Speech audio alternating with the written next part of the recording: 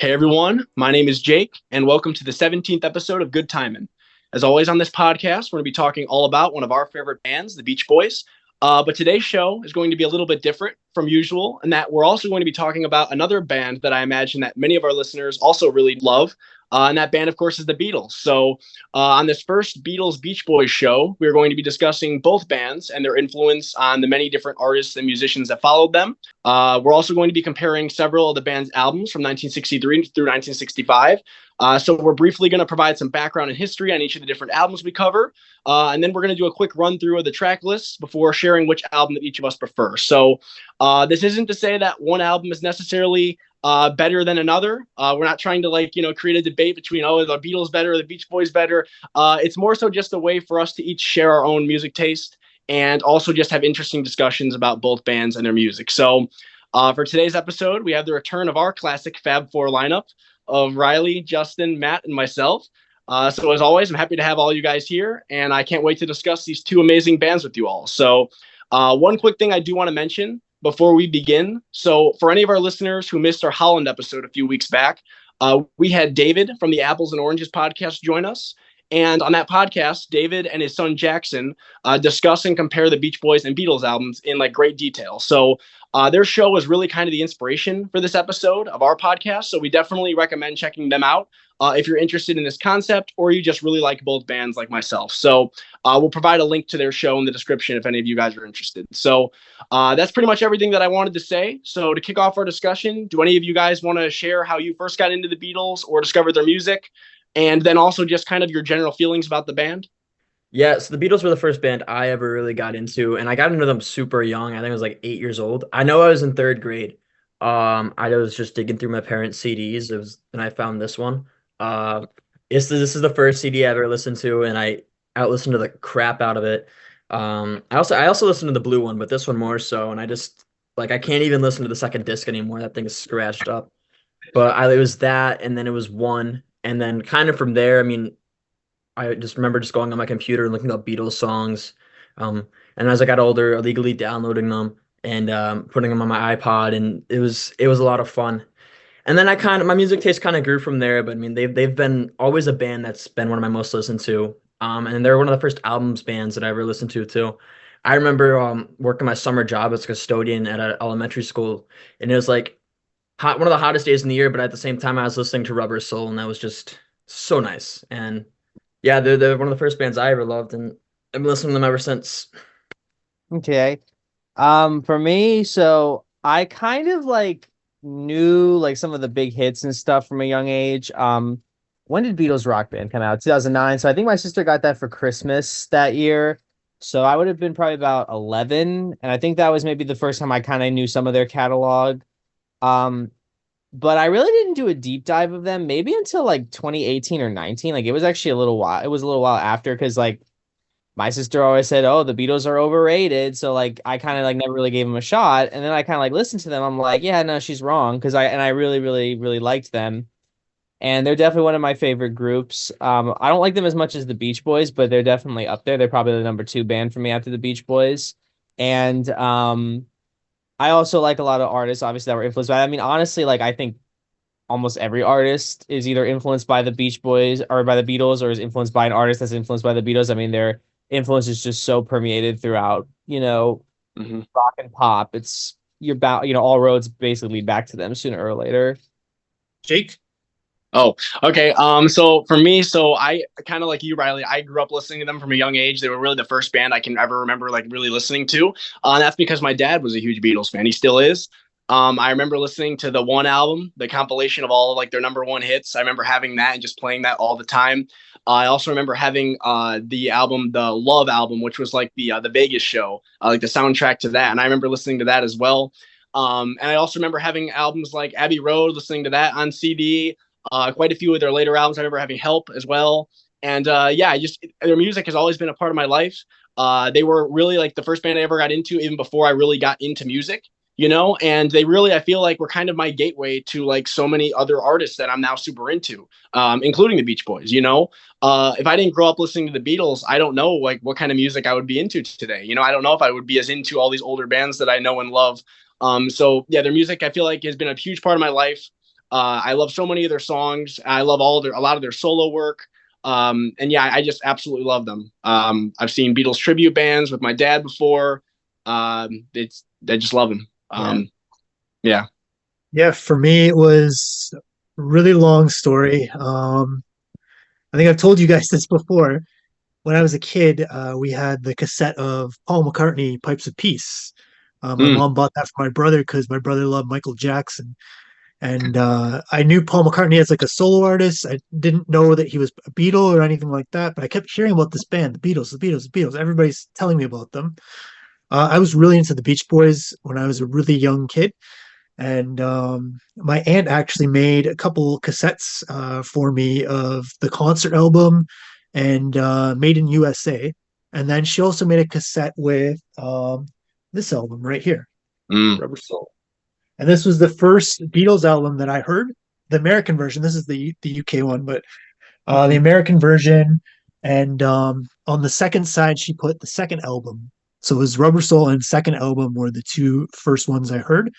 That cassette, I didn't hear that for another like 2 years after she gave it to me because I was just so obsessed with the Beach Boys at the time. Like I did not want to hear any other music or anything.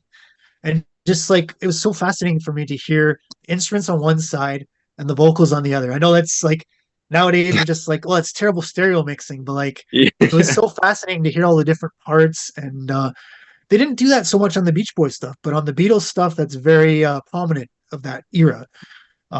So that was kind of the beginning, and then I got into Sergeant Pepper and Abbey Road and that from there on. But in the early days, it was really the Beach Boys for me, and then once I got sick of the Beach Boys, I went on to the Beatles, and like that was an obsession for a while when the anthologies came out and all that kind of stuff. So it was a nice long ride going through all that cool music.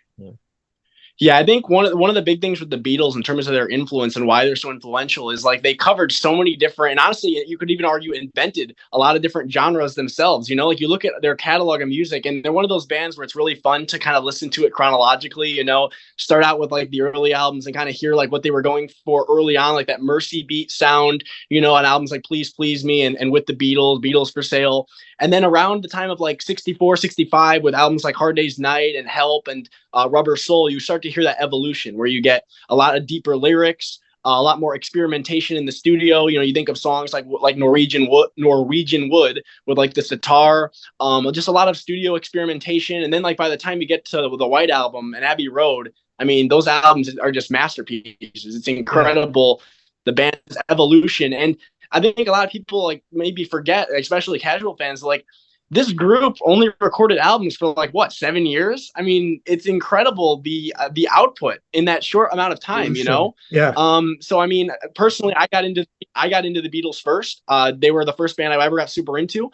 But then like, you know, when I discovered the Beach Boys, I found that like, you know, in terms of bands with diverse catalogs, they're honestly the most comparable one for me because I know a lot of people with the Beach Boys, they only know a lot of the surfing songs about surfing and cars and girls. But if you dig beyond that, especially beyond Pet Sounds, you find that very similar to the Beatles, they have a really diverse catalog of music. And I feel like there's something for everyone to like. So like when I was younger, I never would have thought I would discover another band that like has that same type of catalog or that same feel as the Beatles do. But I found that with the Beach Boys, which is, I think, why a big reason why I got so into them. Do you guys want to talk about some of the bands and artists, like other bands and artists that you like that like were directly influenced by the Beatles so that you can really hear that influence in their sound? Do any of you guys want to start with that? Yeah, I kind of feel like the obvious one is the Beach Boys. I know they kind of went back and forth and they inspired each other. But I as I'm kind of expanded my music taste, I've kind of found some things. I know Pink Floyd, like Roger Waters says that a lot of Dark Side of the Moon, like maybe not thematically or conceptually was inspired by Sgt. Pepper, but the whole idea of that like consistent album beginning to end kind of thing came from Sgt. Pepper. That's where the idea came from. Also, I mean, when Piper at the Gates of Dawn was being recorded in '67, a lot of that psychedelic like mindset, I think the Beatles were still doing Sgt. Pepper at that time, and you kind of have a lot of those ideas found on both albums. I think actually Piper way more than Sgt. Pepper, but that's a different discussion. And as I kind of get down the line, I mean, I like a lot of punk rock, and a lot of punk rock bands were even inspired melodically by the Beatles. I mean, you look at the Buzzcocks, especially, where you have a lot of those like melodic Bites, bits, that's found in a lot of the early Beatles, I guess Beatlemania days, like found on with the Beatles and Hard Day's Night. And then for me personally, I'm a big fan of Britpop and a lot of the music from UK around the late 80s, early 90s. I mean, the Stone Roses were heavily inspired by the Beatles. I mean, you find that a lot on the early material, on the debut album, especially, and a lot of their B-sides around that time. Not so much with Second Coming. That's a very alternative rock album compared to that jangle pop, like guitar pop that was found in their debut. But yeah, a lot of that Brit pop stuff, Oasis, Blur, a lot of that is drawn from the Beatles almost directly, especially on, I think, Definitely Maybe. You can compare a lot of that sound to Let It Be in the White Album. Matt, any particular artists that you want to mention or shout out?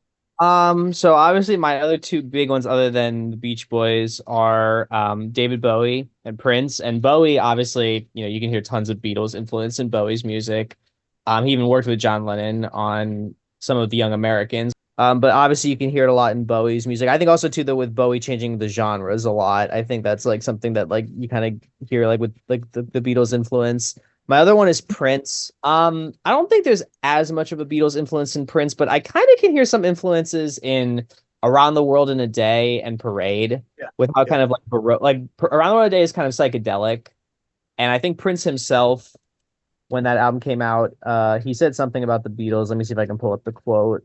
Because people did compare it to the Beatles. He said the influence wasn't the Beatles. They were great for what they did, but I don't know how that would hang today. The cover art, because some people compared the cover art to Sgt. Pepper's. The cover art came about because I thought people were tired of looking at me. Who wants another picture of him? But I definitely can hear some Beatles influence in there with the psychedelic sound. And also Parade is kind of has some Baroque elements in it and psychedelic pop elements, and that definitely I can hear from the Beatles and stuff.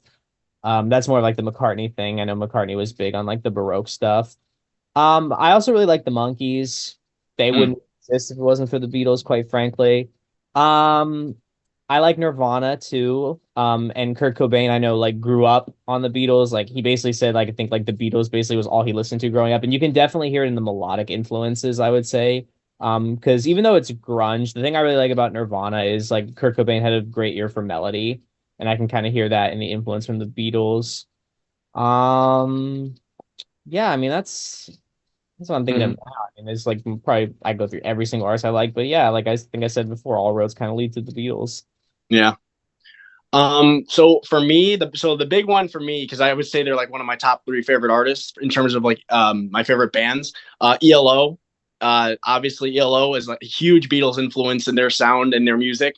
I think John Lennon once called them like sons of Beatles. Like after the Beatles had broken up, he said like, yeah, these guys, like they're kind of carrying on our sound. Like if we had stayed together, this is what we would probably sound like. Obviously Jeff Lynne has some like Beatles connections as well. He on the anthology songs that they recorded, like Free as a Bird and Real Love, he worked with them and helped put those songs together. But yeah, I absolutely love ELO. And you can really hear like the influence, like the melodic influence in their music. Some of the arrangements as well, with the strings and just the overall production. You can just totally hear the Beatles in their music. Yet I feel that Jeff Lynne really made it his own. And I just feel like the ELO albums really stand the test of time. I love them just as much as my favorite Beatles albums. So that's the big one for me. A few other artists that I wrote down that I really like. Tom Petty. I think there's definitely quite a bit of Beatles influence there. Tom Petty really had that kind of, like that jangly guitar sound, that jangle pop sound that bands like the Beatles and the Byrds kind of started. So for sure, I feel like he deserves a mention. Also, I'm into a lot of power pop groups, bands like Cheap Trick, Big Star, the Raspberries. And I feel like all those bands, like their lineage, you can trace it to the Beatles in terms of their sound. You can totally hear the influence. And I feel like those kinds of bands, they wouldn't exist without the Beatles. Like I feel like their sound is heavily based off of kind of like that overall Beatlesque sound. So really love those bands. Also, I feel like I should mention Ecstasy. That's a band that I got into more recently, like within the past year or two. But you can totally hear the Beatles influence in a lot of their music as well. So the Beatles, kind of like what you guys mentioned, like the Beatles, I feel like with any artist, you can trace back their sound and their influence to the Beatles, like whether they were influenced by the Beatles themselves or another artist that was influenced by the Beatles. But I feel like it all leads back to the same band. So it's really interesting. So Justin, any particular artists you want to mention? I know you listen to a shit ton of music. So Yeah, we basically listen to the same kind of stuff, all four of us. So some of them that you mentioned, like ELO, is one of my favorite bands of all time, and they're very, very Beatles influenced. Another one that came to mind like right away was 10cc with Eric Stewart, who later worked with Paul McCartney in the 80s. They're very, very similar in terms of melodic kind of songwriting. Also, like around the 60s, a lot of these bands were kind of influencing one another. So, like the Beach Boys were influencing the Beatles. The Beatles were influencing the Beach Boys. Hendrix, the Monkees, the Byrds, Rolling Stones. Some later ones are the Pretenders. That's another one.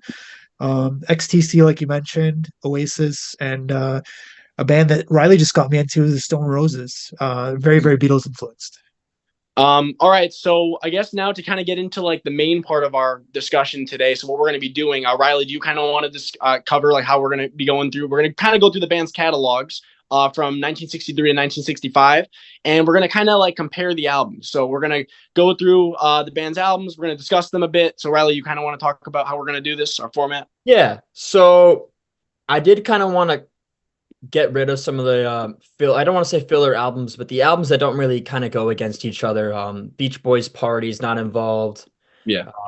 Surfing Safari isn't involved. I feel like partly because it came out a bit earlier than the debut of the Beatles, but also just a quality thing. I feel like there is a bit of a quality jump from Surfing Safari to USA. And it's a bit easier to compare the debut of the Beatles to the Beach Boys' first true surf album. But we're going to compare a couple of the albums, and we're going to go chronologically. So I feel like while there might be some better matchups that we may have missed, in terms of how they're going through their catalog, how they were progressing as bands, it's better to compare the albums that came out closer to each other, to compare the progression rather than this is the better Beach Boys album, so we're going to put it up against this better Beatles album. And at the end of each year, we're going to do a bit of a year recap. So the first one that we're going to go through is Please Please Me versus Surfin' USA. So first tracks that I want to talk about, Surfin' USA versus I Saw Her Standing There. And this one's a easy sweep for me. I Saw Her Standing There is 10 times better than Surfin' USA. I really like Surfin' USA. I like the guitar on that song, but the energy is just so raw. It really is that cavern Beatles sound on this song. I think it's a pretty easy sweep. So what do you guys think? Yeah, I agree. Yeah. Yep, me too. I mean, again, like obviously, like "Surfing USA" is one of the Beach Boys' most popular songs. I get why it's beloved today, but I mean, I Saw Her Standing There. I mean, what a great way It's to classic, open your first album. I mean, what a hell of a song. One of the highlights of their early years. Honestly, I would say one of the highlights of their whole catalog. I mean, if I was to make a list of my top like 30 or 40 Beatles songs, it would probably make it. So I think it's an excellent song. So yeah, no contest for me either.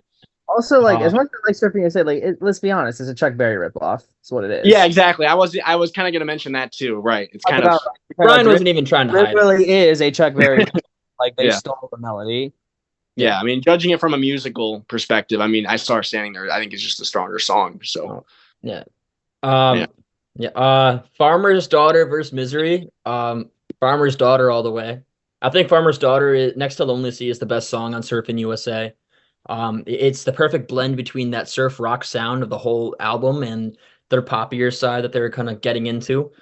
I really like that rhythm guitar riff that David Marks is doing. That I think that's really cool. I think Misery's okay.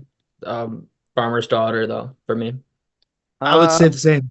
Yeah, I'd probably say the same. Misery's not my favorite on Please Please Me, and Farmer's Daughter is quite underrated. I honestly don't have too much to say about either song. Like, I think they're both like fine, but if I had to pick one, I would pick Misery. That's actually one that I was kind of reintroduced to through the Apples and Oranges podcast that we mentioned earlier with David. I re-listened to the album after they discussed it, and I was like, I kind of slept on Misery a little bit. Like, I actually think it's a nice song. Is it a highlight of their catalog? No, but I think it's a solid McCartney song. So I do prefer it over Farmer's Daughter, but they're both just kind of fine for me. Yeah, I do like that little hook, the Misery. That's what it is for me. It's that, yeah, like and misery. Yeah. I'm a sucker for that surf guitar sound though, so I'm going Farmer's Daughter. The next one, this was, I mean, Misirlou versus Anna Go to Him. If we're talking about the Dick Dale version, it sweeps. We're not. And as much as I love the rest of the surf instrumentals that they do, I feel like if you're gonna do a song as strong as Misirlou, you gotta really pack it in with the energy. And Carl does not do a good job with that. No disrespect to Carl, but I feel like this is a very weak cover of a very energetic song that you need to be super energetic for. But maybe it's the Capitol version of Misirlou. It's not the Dick Dale version of Misirlou, so it's gonna sound pretty shitty. So watered down. So I'm going Anna all the way. Yeah, I like Anna better too. I actually think that's one of my favorites on Please Please Me. I love John Me Lennon. too. Me too. Especially like he's kind of like losing his voice on it, so it's like I like where it's like you give back your ring to me, so I will set you free. Go with him, like he's like almost like losing his voice. I think it adds like, so much emotion to the song. Yeah, Yes. for me it's the same.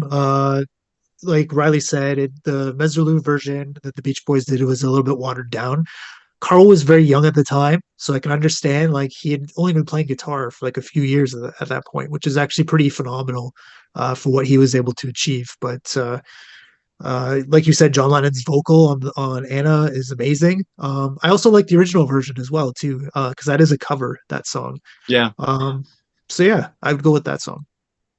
Yep, same here. Honestly, I don't care which version of Misirlou we're comparing it to. I prefer Anna. I just think it's a great song. One of the highlights of Please Me. Really like just a very like haunting song. I feel like very like John's vocal is very like desperate sounding, like he's really pleading. I think when he recorded it, he had a cold, which is why his voice sounds the way it does. But considering he had a cold, I mean, he sounds. I mean, it's a That great whole album, yeah. really enhances, I feel like the emotional impact of the song, and it's one of the first like songs from Please Please Me that like really clicked with me. I just love it. So I'm scared for Stoked. Stoked. I'm picking Stoked versus Chains. Chains. Chains. I'm picking Stoked all day. Stoked is so awesome. I'm pretty sure Brian came up with the riff on his bass. I think it's a really cool surf instrumental. It's a very Beach Boys surf instrumental. I mean, I know it's corny, but I really love it when they say it's stoked. I think that's super cool. I think it's very of its time, but not in a bad way. It's a really cool surf instrumental. And this is one where Carl really shows his talents playing. As far as I know, I think it was improvised. So. Yeah, honestly, I'd probably choose Stoked too, because Chains and Boys are probably my two least favorite on Please Please Me. It's weak, yeah. And I don't know, it's just not a great cover, I don't think. I think George had kind of an interesting voice. I don't think it really works on this song. I think it was better when he wrote his own songs. He hadn't really like found his voice songwriter yet. I do like Devil in Her Heart a lot better on with the Beatles than this. Yeah, this Chains is just whatever to me. And Stoked is, like you said, Stoked is kind of cool. It's different. There's actually not, for being kind of quote unquote a surf band, the Beach Boys didn't really do too much like that kind of surf rock, so it's kind of cool to hear that style. So yeah, I'd pick Stoked, because like I said, I'm not really that big on Chains. I do want to say this though, I would love to still hear how they did Stoked in that damn musical that they did on Broadway, because I would never get that song in a Broadway musical. It's probably just an instrumental passage for something, like when they're just yelled Stoke, right? I don't know. Yeah. I guess we'll never know. Justin, which do you prefer? Stoked. Yeah, Chains is really weak for me. It's not one of my favorites. Yeah, I mean, I'll just be upfront about this because it'll come up probably throughout this episode. I'm not really a big fan of surf rock instrumentals. They don't really do anything for me. So, I mean, I'm gonna say Chains, but I mean, I don't think it's one of their stronger covers by any means. To me, it's just fine. Like, I mean, if I listen to the album in its entirety, it's not a skip. But I mean, I would never choose to put it on. I think it's fine, but it's definitely not like far from a highlight for the Beatles. But it's whatever. I feel like this one's going to go by pretty fast for us. Lonely Sea versus Boys. Lonely Sea. Yeah. Not even. Lonely Sea is the best on Surfer Safari. Boys is the worst on Please Please Me. Lonely Sea easily. Yeah, you're literally picking the best and versus the worst. And I like Ringo. I like some of his songs. Yeah. But this song isn't that good. I will say the only thing that's kind of amusing by it, it's kind of homoerotic. That's the one thing that's kind of amusing. That's poor Ringo. I love Ringo though. I'd rather listen to Finders Keepers than Boys. Jake's just staring at me. Okay, what's Yeah, but Riley, they're not that far apart from me though. If I re-listen to Finders Keepers, maybe I would say that. I have to re-listen to it though. But. Yeah, I mean it's lonely. Yeah, Lonely Sea. I mean the quality difference between those two songs. I mean I know. Boys is a cover, right? I'm pretty sure. Yeah, It Boys is, is yeah. a cover. Yeah, it is, yeah. Yeah. Lonely Sea is just so. I mean, again, like it's like to me, it is the highlight of the Surfing USA album. So I mean, I think it's one of Brian's like first like really moving ballads. So yeah. Yeah. All right. So what's our matchup here? It's Shut Down versus Ask Me Why. Shut Ask Me. Down. I'm picking Shut Down. Ask Me Why, honestly. Actually no. Shutdown's been growing on me a lot, and it's not because of the sax solo, but Like is that even my favorite song?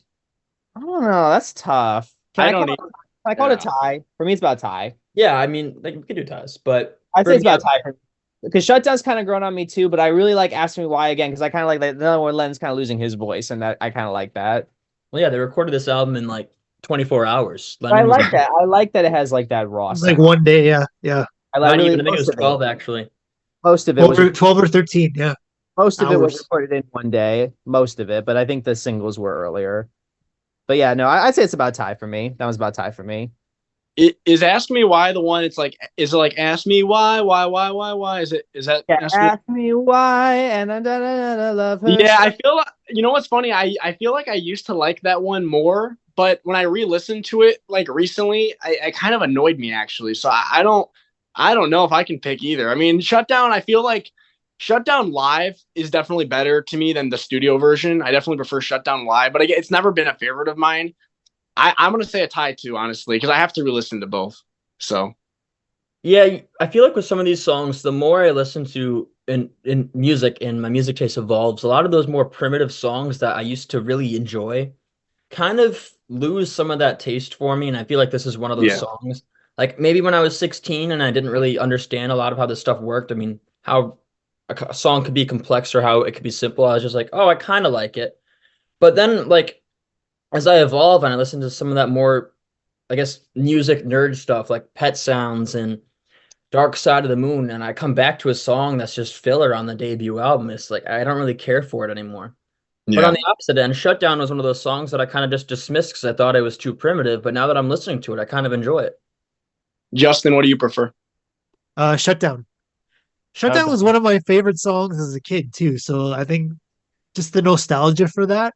I just remember hearing it for the first time and just being really excited, and that alone just beats that out. Okay, that makes sense. Okay, so next is Noble Please me, yeah. Please me versus Noble Surfer. That's easy. Please me. Oh my, please me as hell. Please me is one of their best on that album. So yeah, please me.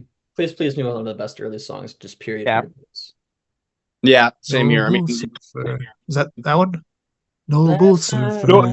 Nobles. Yeah. Surfer. Oh yeah. Okay, yeah. That's so filler. Yeah, I know. Please me for me. Yeah. And then Love Me Do versus Honky Tonk. I know. Yeah, I'm a sucker for those surf instrumentals, but Honky Tonk is probably with our weakest surf instrumentals, so I'm going Love Me Do, which is maybe the most Mercy sound they've ever gotten, I think. Yeah, I really like Love Me Do. I like the original single version too with Ringo on the drums. Because this one is the one with Ringo like mad on the tambourine with Andy White. Andy White, yeah. I love the Pete Best version. I'm just kidding. Is that the one on Anthology 1? Actually, you know what? The vocal take on that one isn't that bad. No, I definitely prefer Love Me Do as well. My favorite part, I love the someone's in love, someone like you. I love that little part. Boom. Love. Yeah, no, that's a good one. And again, I feel like that was their first single, and I feel like you can like hear the potential of the band in that. You know, like it's not the most complex song, but you can hear the potential. Like you're like, okay, this band could do something. You know, so yeah, I like it. The lyrics are a bit dry on it though, but they are very simplistic. They were young. It was their first song. Yeah, that's what I mean. The Beach Boys had some real winner of lyrics. I mean, come on. Yeah, that's true. Well, I think, and maybe we'll get to this. Like, I think Mike Love is a really, really good lyricist on a lot of these songs, and I feel like he does a better job in some stuff than McCartney and Lennon. But then you kind of get to like 64, 65, and then it's just McCartney and Lennon past that all the way. Well, yeah, and some of Brian's stuff in the 70s, much as we love it, I mean, come on. roller skating child with a ribbon in her hair. Excitations. Michael have invented a word. John and Paul never did that. So, all right. Let me get to the B side of Love Me Do. P.S. I Love You versus Lana, and I'm going Lana all the way. It's a super charming song. I really like it, and it's one of the better ones on Surfing USA. So, I like Lana, but I've always thought it was kind of half baked. I love P.S. I Love You, so I'm going P.S. I Love You. I'm a sucker for those McCartney melodies. P.S. I love you. Yeah. P.S. I love you for me too. Yeah. and fuck you guys. I like Sorry. Lana. I came in so confident. I've liked Lana. I've always just thought it was kind of half baked. I heard somebody call it a lesser farmer's daughter on another podcast. I don't know if And I'd it call might be, but it's still good. I don't know if I'd call it a lesser farmer's daughter. It's always been kind of half baked for me. I think it's a pretty song, but it's kind of half baked. P.S. I Love You is more fleshed out. P.S. I love you. I think it's so. Like I said, I'm a sucker for those McCartney melodies. I Me really too, man. I'm a sucker for McCartney's melodies, but I'm not a sucker for McCartney's lyrics. They're so fucking corny. see. I don't care. I like the corny lyrics. How Yeah, can you like you know love what? Brian stuff and then say McCartney's lyrics? Yeah, I was just. You know what though? Like they're not like Bruce Johnston corny lyrics where they're They're like better than Bruce Johnson lyrics. I will take Patty Page and Summer Days over P.S. I Love You. That's Well, Okay. yeah, that's Bruce. That I love those lyrics to Disney Girls, but I mean, Paul's I would say Paul is definitely the better lyric writer of the two. I don't think it's even an argument. But yeah. Paul's probably the less corny of the two too. But if I'm going for corny, I'm going all out corny, and I'm taking Bruce Johnson. I don't think Paul ever wore those short shorts like Bruce did. So Paul never wear the shorts like Bruce did. thank God. Okay. Next is Surf Jam versus Do You Want to Know Is No versus Baby It's You, right? Yeah, and I'm Baby It's You. Baby. I love Yeah. that cover. Surf Jam is fine. I don't mind it, but nah, Baby It's Oh, You. it's great. But I mean, Baby It's You is a super fleshed out song, and I'm going with that. Yeah. The cover too, isn't it? Yeah, one it's a cover, but it's song. a darn good One- cover. Shirelle song. The Shirelles, yeah. Yeah, they love the Shirelles. They like worship the Shirelles. All those girl groups they loved. Yeah. Yep. I would say, yeah, Maybe It's You. Yeah. For me. Um, I love the original too. The original is a great song. go tripping. Versus Do You Want No Secret? Do You Know No Secret? Love that song. No. My favorites. So you like Let's Go Tripping better? Hell yeah. I think Do You Want to Know a Secret? And I talked to the Jake the other day. I usually confuse this with the other super cheesy song on there, A Taste of Honey, because they're right next to each other. No Secret is not cheesy. I know. That's what I was getting to. I could used to confuse it, so I gave it a listen, and I think it's great, but I'm going with Let's Go Trippin'. I think this is a better Dick Dale cover. I feel like while Miserlou, it's really hard to match the energy. I feel like Carl and Dave do a really good job with that rhythm and lead kind of switch that they have on here, and I really enjoy it. So I'm going Let's Go Trippin'. But as I said, I'm a sucker for surf instrumentals, so. Yeah, Who no. wrote Do You Want to Know a Secret? Was that It was, Baccarat? Lennon. I think it was mostly Lennon. I think it was mostly Oh, it Lennon. was Lennon. Okay. Yeah. Okay. I think It's it not was one of my favorites. I would say probably Let's Go Trippin' for me. Oh, yeah. Yeah. Well, I love Do You Want No Secret, and it's one of my favorites, and it's one of my favorite early George vocals. So Do You Want No Yeah, Secret? I love George's vocal on it. George has a great vocal on it. Do you want to? And we have Finders Keepers versus Taste of Honey. Probably Finders Keepers. They're both cheesy as fuck, but Ooh. probably Finders Keepers because Taste of Honey is just it's so old fashioned. It is. Taste of I can see why Lennon hated it. Much sweeter It's than way wine. too old fashioned. I can see why Lennon hated it. So yeah, I'm going Finders Keepers, even though that is cheesy as all hell. I'm going Finders Keepers. If I want cheese, I'm going Beach Boys cheese versus Beatles cheese because I feel like Beatles cheese is too Baroque for me. And even though this isn't really Baroque, it's Well, I love Baroque, but this I wouldn't call Baroque. This is yeah, like that's what I mean. It's not. This isn't show Baroque. tune. This is show It's just- tune, and not a good show tune either. Like I love a good show tune, but this is not it. Shit. It's shit. I agree. Let's go tripping. Finders Keepers, and then we have the Beatles albums. I think it's just because of a UK versus US difference thing. They had 14 tracks compared to the usual US 12. I think that's a capital thing where they had to have 12 tracks, or at least at this time.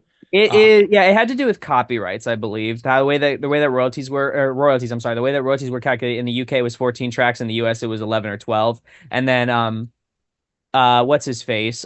Dave Dexter, the one who never liked the Beatles and did a very good job of dividing their albums and adding all that damn reverb, used to only put 11 tracks on a lot of Beatles albums because he thought, oh, it's the Beatles, the quality is so good that let's give one track less. But you also So for the Beatles' benefit, you have "There's a Place" and "Twist and Shout." I Both are don't pretty. care. I don't care for "There's a Place," but "Twist and Shout" is maybe the greatest cover ever. Yeah, it's Um, pretty good. I like There's a Place. I do. It's not my favorite, but I enjoy it. I like it's a West Side Story reference, so I'm a sucker for show tunes. I It's mentioned. a place. Is it that one? Yeah, It's there's a a place place. where I can go, where I feel. It's kind of like it's kind of Oh like yeah, yeah, yeah, I yeah. like the mood of it too. It's kind of like it has like this forlonging kind of, cryptic kind of like vibe to it. I enjoy it. Not my favorite on the record, but I enjoy it. I do love Twist and Shout though. You're right. Twist and Shout is awesome. I just love that Lennon is like shredding his voice literally in that song. Yes. Yeah, no, and his voice at that point like was already shot from recording all day, So like, yeah, the vocal for me is what makes that cover. Like, it's such a great vocal. There's a Place is fine. Like, I'm okay with it, but I love Twist and Shout. It's a great cover. I can see why it was such a popular Beatles song. So, or a cover, Beatles cover, I should say. But I would agree. The same thing. Like, there's a place doesn't really do too much for me, but Twist and Shout is a classic. It's a classic rock track. Yeah. yeah. So if we're gonna pick one of the albums, which one are we going with? I'm kind of split down the middle. I feel like I might listen to Surfing USA a lot for the surf stuff, that those surf instrumentals, Farmer's Daughter, Lana. But I feel like the highs on the Beatles one I'm going to a lot more. Twist and Shout, Please Please Me, I Saw Her Standing There are three of the most listened to Beatles songs I have. So I'm kind of Oh, split. that's easy for me. Please, please me. Surfing USA is nice. Surfing USA for me has always been kind of It's a lot of filler for me. So now, please, please me easily. But the fillers surf instrumentals. But yeah, it's that's why I don't like it.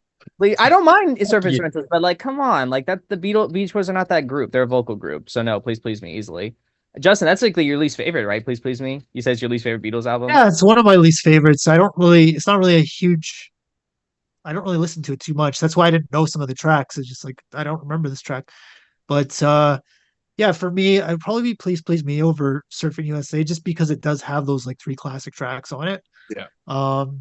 And the fact that they recorded that within 13 hours, like it's pretty phenomenal.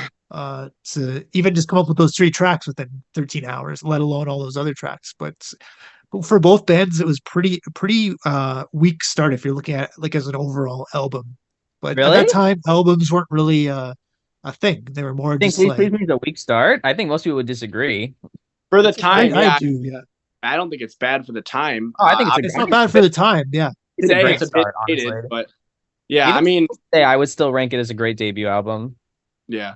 No, I mean, I agree with what you said. Like, I just feel like the Please Please Me, the highlights. I mean, those are three absolute classic songs. Surfing USA has Lonely Sea, which is a great song, but It is. I wouldn't say it's like a Beach Boys highlight either. And then like Surfing USA is obviously a classic, but like I wouldn't say it ranks super highly among like my favorite songs by the Beach Boys. Like, it wouldn't make my top 20 or top 30. So those Beatles songs are just so strong, and obviously there are some tracks on that album as well on Please Please Me that you could consider filler, like some of the covers. But I mean, I just think it's a more cohesive album, so I prefer Please Please Me easily, hands down. Yeah, I'm kind of split on it, but I think I definitely go back to the highlights of the Beatles debut over Surfing USA. Like I said, I really like a lot of the Surfing USA tracks, and I might listen to the album as a whole more.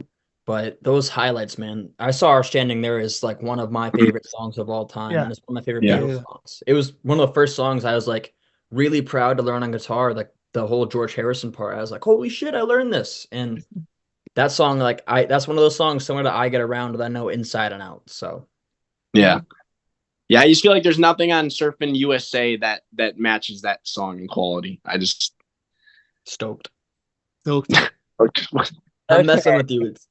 I'm joking. So we stoked. move on to Surfer Girl versus With the Beatles. Yeah, this is a tough Oh, one for me. okay. I because when I originally lined this stuff all up, it was gonna be Surfing USA versus With the Beatles, but With the Beatles is one of my favorite Beatles albums. I think it's my number 6, maybe my number 7. I feel like this is the one for me. I know a lot of people label A Hard Day's Night as the Beatlemania one, but for me, this is those tight electric guitar melodies, songs like Hold Me Tight, It Won't Be Long, Till There Was You, Devil in Our Heart. These are like super melodic songs, and but the electric guitars and that whole like they still have that energy from Cavern, this is Beatlemania for me, so I love this one. But on the other side of the Atlantic, you have Surfer Girl, which I feel like this is the one that just defines the surf era. You have some of those quicker paced surf songs, but then you also get some of those like late by the fire on the beach, like surf ballads, and they're all. So this is really hard for me, this one. But let's get into it. Surfer Girl versus It Won't Be Long. Uh, That's hard. this Holy is shit! Yeah. this one's really hard for me because I mean it won't be long. That's like I said with that super melodic driving Mersey sound that Those defines this. Bang at the beginning. Yeah, My favorite part of that song. Since you left me, I'm so Yeah. alone. Now you're coming. Ooh, It's- you're it's- coming on home. That's a great part. It's super melodic, and this is Yeah. one of those songs that define Beatlemania for me. I have lots of with the Beatles songs on my playlist for the Beatles, and this one gets a lot of listens. This one hold me tight, but super hard for me, and I think this is I think I giving the edge to Surfer Girl though, because that was one of those Beach Boys songs that really like showed me a lot of Brian's genius. And I know he kind of based it off If You Wish Upon a Star, but he definitely took his own spin on it. And the harmonies on this shit blew me away. This is the first example for harmonies for me from the band where I was like, holy crap. So I think I gave it to Surfer Girl. I did. But it's not by a lot. I'm gonna call it a tie. That's too hard for me. I love both those songs. So for me, so It Won't Be Long. I do like the song quite a bit, and I do love that part that you mentioned, Matt. Like that's the highlight of the song for me. Like, that's such a great like melodic part. Um, but in terms of Beatles rockers, I wouldn't call it a top tier rocker for me. Actually, I think it's good. I don't think it's great. I think Surfer Girl though is a absolute classic Beach Boys ballad, so I would go Surfer Girl. But I do really like both songs. But I think Surfer Girl is just beautiful and just one of Brian's like best early songs. It's just gorgeous. So Surfer Girl for me. This is really, really hard for me. I like both songs. I love, like I mentioned before, It Won't Be Long just starts off with a bang. And it's just so energetic. And I feel like with this album, they it was a lot better than Please Please Me. I think they spent a little bit more time on it. I'm talking about the Beatles. Um, but for me, I have to go with the OG band, Beach Boys. So Surfer Girl, again, it's like one of the best Beach Boys songs. I can't deny that, like, and just because it is one of the best songs in their catalog, I'm gonna go with Surfer Girl. Yeah, I feel like with the Beatles, it's compared to their debut, it's just a much tighter. They were a much tighter sound for the studio. I'm sure that the early Beatles stuff when they were playing live in Hamburg and in Cavern, they were a super fantastic live band, and that's one of the concerts I'd probably go back in time to see if I had the chance. Is one of the early Cavern days where they're like That'd be drunk amazing, off their yeah. asses and absolutely shredding. But I feel like this is where they kind of found their spot in the studio. So I'm gonna. Yeah. It's really hard. And so is the next one. All I've got to do versus Catch a Wave. All I've got to do has been growing on me for the past couple weeks. Definitely in the past week when I was preparing for this one. So it's tough, and to kind of get have no recency bias. I'm gonna go with Catch a Wave. I feel like at the same time while the Beatles were finding their spot in the studio, this is one where Brian really started to work on the arrangements. Especially even for like a faster paced song that's Catch a Wave. He really worked on the arrangements. You have I think it's a harp, right, Justin? Yeah, it's Mike Love's sister playing that harp. Yeah. Yeah. And it's really refining the craft with Brian. So, but I'm going with Catch a Wave. But again, it's pretty darn close. Not as much as the first one, but it is pretty close. But I'm going Catch a Wave. Yeah, close for me too. I'll give the edge to Catch a Wave as well. I really like All I've Got to Do, but Catch a Wave, like you said, it's a little bit more polished and it's a little bit more put together, I think, which I like. Funny enough, Pitchfork actually liked Please Please Me better than with the Beatles. They did. Really? Yeah, really. Okay. I will say, maybe an unpopular opinion, but I actually think Meet the Beatles is even an improvement on With the Beatles. I think That's not unpopular. That's just facts. No, I'm just saying I actually think Capitol did a really good job putting that one together. Because some of their albums were not put together well. That was a good one. That was a good one. If Together. They if I polished it. considered Meet the Beatles part of the official Beatles canon in terms of like what the standard albums are, there's an argument that it might be like number one or number two for me. because that whole thing, the packaging of the best songs from Please Please Me with the original material off with the Beatles, that's Two singles. yeah, Put it's your hand in this boy, yeah. that's absolutely like maybe one of my favorite albums of all time. But But also, Beatles' second album is damn good too. They did a great job with that one The too. second album was great. Yeah. They so really did a I good job with but that one. it's not I did want to mention that actually at the end of the album review or that we're going through. I was going to mention Meet the Beatles. That such an incredible piece together thing, but it's not really part of the Beatles canon No, for it's me. not. But I'm just saying Capitol did a great job of piecing that together. Oh yeah, that might be like a top 10 album of all time. But then they did weird stuff like Something New and what was that Beatles other one? Story. Beatles, that doesn't count. Beatles 6 is a freaking mess too. All those other tracks went to the early Beatles too. The ones from Please Please Early Me. Beatles is weird Yeah. too, but yeah, Beatles 6 Yeah. is weird. Something New is freaking. Why the hell did they put Come Give Me Dama Hand on that? It's at the end, isn't it? Why would they do that? Yeah. Peace the Germans. I have no idea. But anyway, yeah, I give the edge to Catch a Wave. It's a tough one for me, honestly, because Catch a Wave is not one of my favorite like early Beach Boys hits. I do like it, but it's not a favorite. All I've Got to Do, I think, is an underrated Beatles song. I think it's strong. I think it was like John trying to write like a Smokey Robinson style song. I think I read. Mhm. Oh God, it's tough. I mean, I do like Catch a Wave a lot. I like Catch a Wave is one of those songs I like it live more than I do the studio version. God, I'm gonna have to say split on this one. I can't pick. I like them both, but they're both not like at total favorites. So, but I like them both, so I can't pick. For me, I love the rhythm on All I've Got to Do. It's like that. Yeah. But I do have to rep the OG band again. Catch a Wave. So I'm gonna go with Catch a Wave for me. Yeah. Um so the next one, another tough one. Surfer Moon versus All My Lovin', but the more I looked at it, the easier it was for me. I'm going All My Lovin'. Yeah, John's rhythm guitar, holy shit, that's so it's Yeah, the triplets he's playing are nuts. And that took me about like no joke, maybe like 2 months to learn that song. And it was pretty hard because I was learning that like pretty early on in my guitar career, I guess. But that was the song that taught me fast rhythm, that one and Pinball Wizards. So I got to thank John on that. But yeah. I love Yeah. Surfer Moon, but yeah, All My Lovin' is one of my Yeah. absolute favorite Beatles songs. It's one of my absolute favorite Paul McCartney compositions. I love the triplets, like you said. I love the harm. I love the dual track. I love the melody. Perfect song for me. And Yeah. the first song they performed on Sullivan. this is one of the songs that defined Beatlemania for me. Oh So, yeah, I love that song. And actually, it was a single in Canada, #1 hit in Canada. I believe that. Yeah. It's a great song.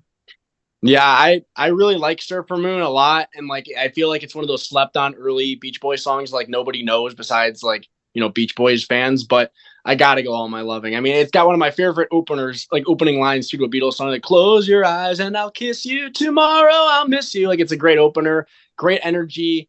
Yeah, I love that song. It's a top tier Beatles song for me, so no contest for me. All My Loving.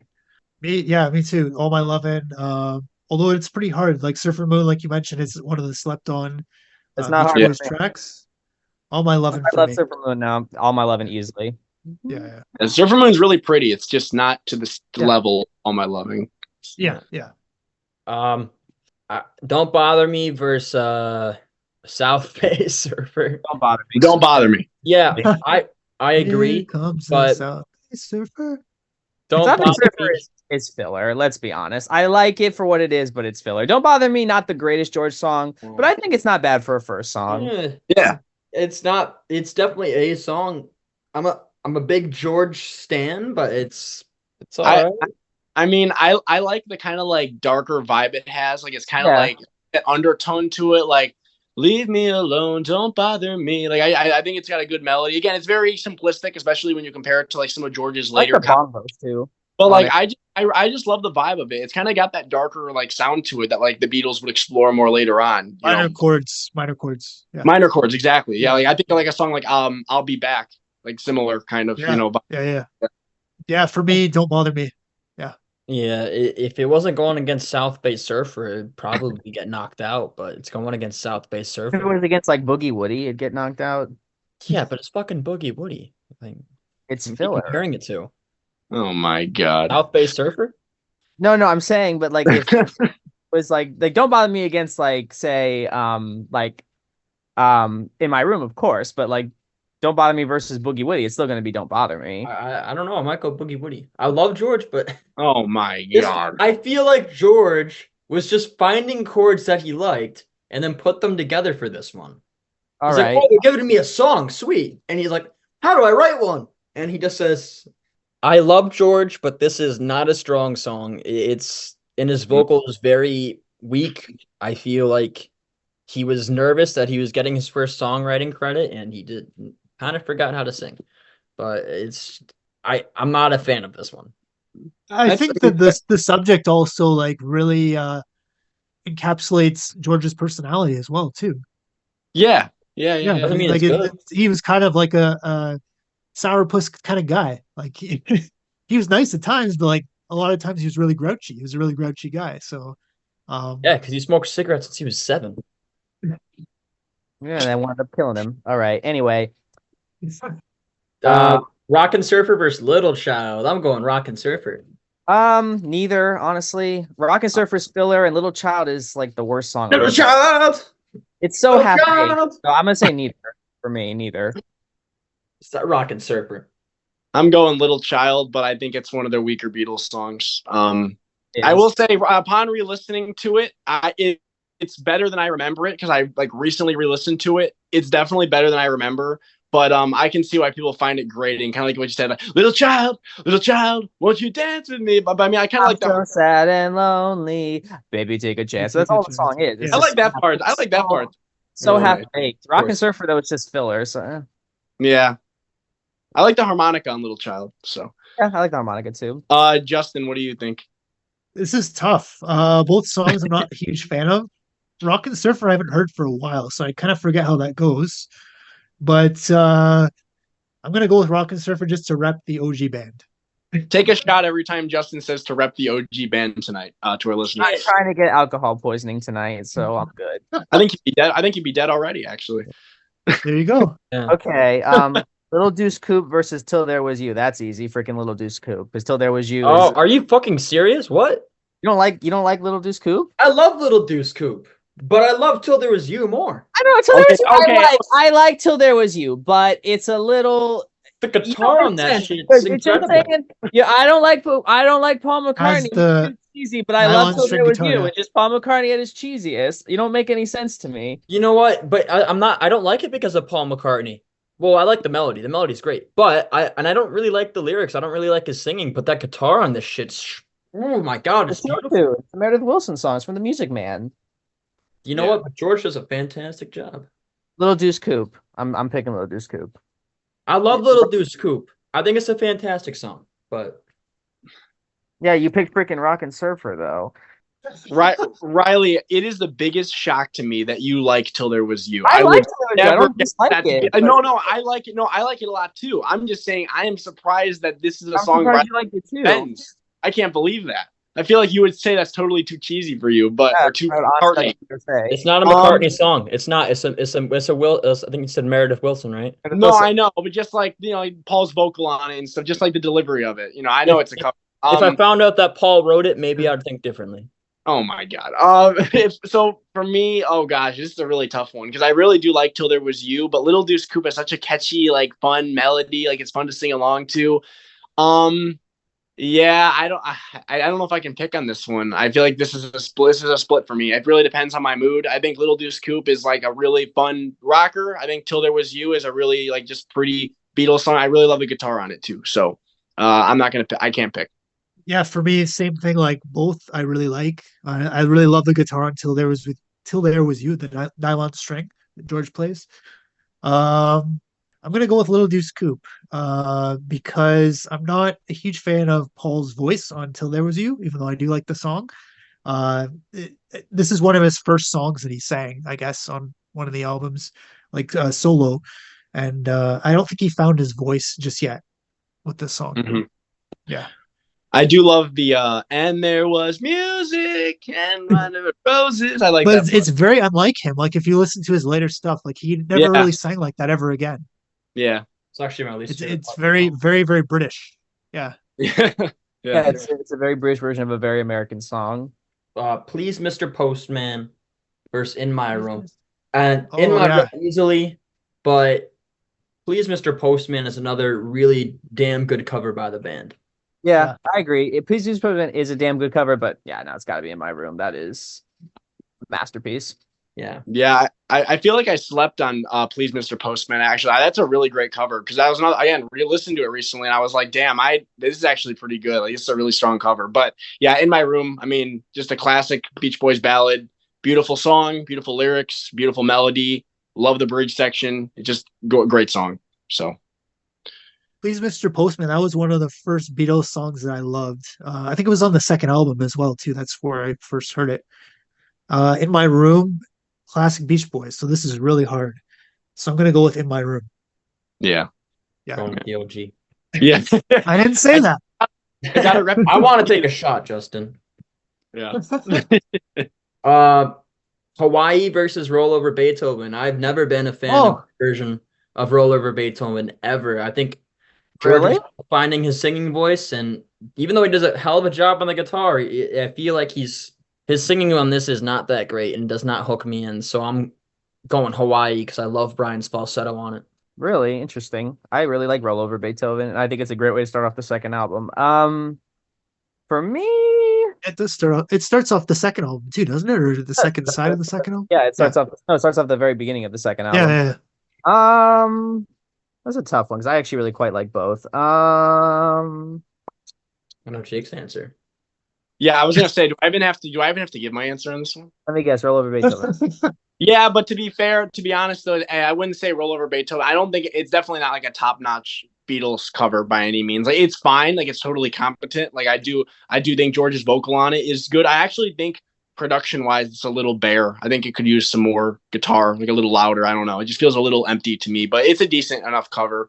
Hawaii, Got those claps on it. I'm okay with the verses on Hawaii, like the mic part, but like that chorus, I don't know. It just doesn't Hawaii. I just find it kind of annoying. I That's don't the know. best part. I think it's a Mike Dennis co-vocal actually, right? Yeah, supposedly. Yeah, supposedly it's like I'm gonna say this. I'm Mike gonna say and this. If we're comparing the original mix of With the Beatles versus Surfer Girl, I'm going Hawaii. But if it's the reverb heavy second album, it's fucking Roll Over Beethoven because they add that reverb on it and the thing screams. I've got to listen to it with the reverb. Which I don't know if I have. Find the stereo version on. I have to probably send it to you because it's not on streaming. But they threw so much reverb on the damn thing. Oh my god, it's amazing because it just has all that reverb. It sounds like you're at a concert. Now I got to give that a listen. But yeah, so I guess we'll call this one a tie for me because it's kind of they're both. I like both of them a lot. For me, I actually like both the songs. Roll Over Beethoven. I have the mono version of the second album. And also on that, like the compression, it's just like really, really like rocking with it. Hawaii is great early Beach Boys song. I really like Brian's falsetto on it.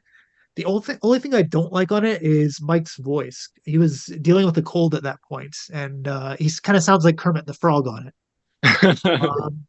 But it's a great song. I think it was better on the concert album, that song. So I'm gonna go with "Roll Over Beethoven." Ooh, okay. Not going with the OGs. Not this time. No, no, no. Sorry, guys. Surfer's Rule versus Hold Me Tight. This is a freaking walk on the park for Hold Me Tight. This is one of my first favorite Beach Boys, or not Beach Boys, Beatlemania songs that I really liked. When I was really getting into the band. That Hold Me Tight Tonight. That part, maybe the best moment on the entire album for me. Yeah. It's when I saw that Lemon Twigs covered it kind of brought it back into my regular rotation. Oh yeah. Oh, they covered it. Okay. Yeah, Yeah. they covered it. They do a damn good. They did with This Whole World, I'm and gonna they check did a that damn out. good job of it. And it went right back into my rotation. I think right now it's one of the most streamed songs for me this year. So I've always been a fan of this one. It's a freaking walk in the park. But Four Seasons, you better watch out. It's funny that both McCartney and Lennon hated this song, and a lot of critics don't like it either.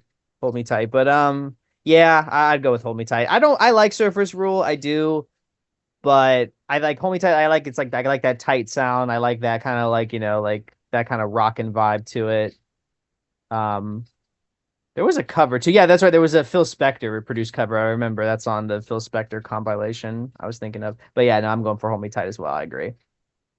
Yeah, Hold Me Tight's another one of those ones I wouldn't consider it. I know you really love it, Riley. I would not consider it a top tier like Beatles rocker by any means. I think it's fine. I think it's solid. I can kind of see why critics don't like it actually, but I do like it. I think it's got a catchy chorus, like the Hold Me Tight tonight, tonight. I do like that. Surfer's Rule doesn't really do too much for me other than the end. I kind of like the falsetto at the end, the falsetto part. But yeah, it's definitely Hold Me Tight. It is a solid rocker, and it is a lot of fun. I feel like it's a fun live song. So yeah.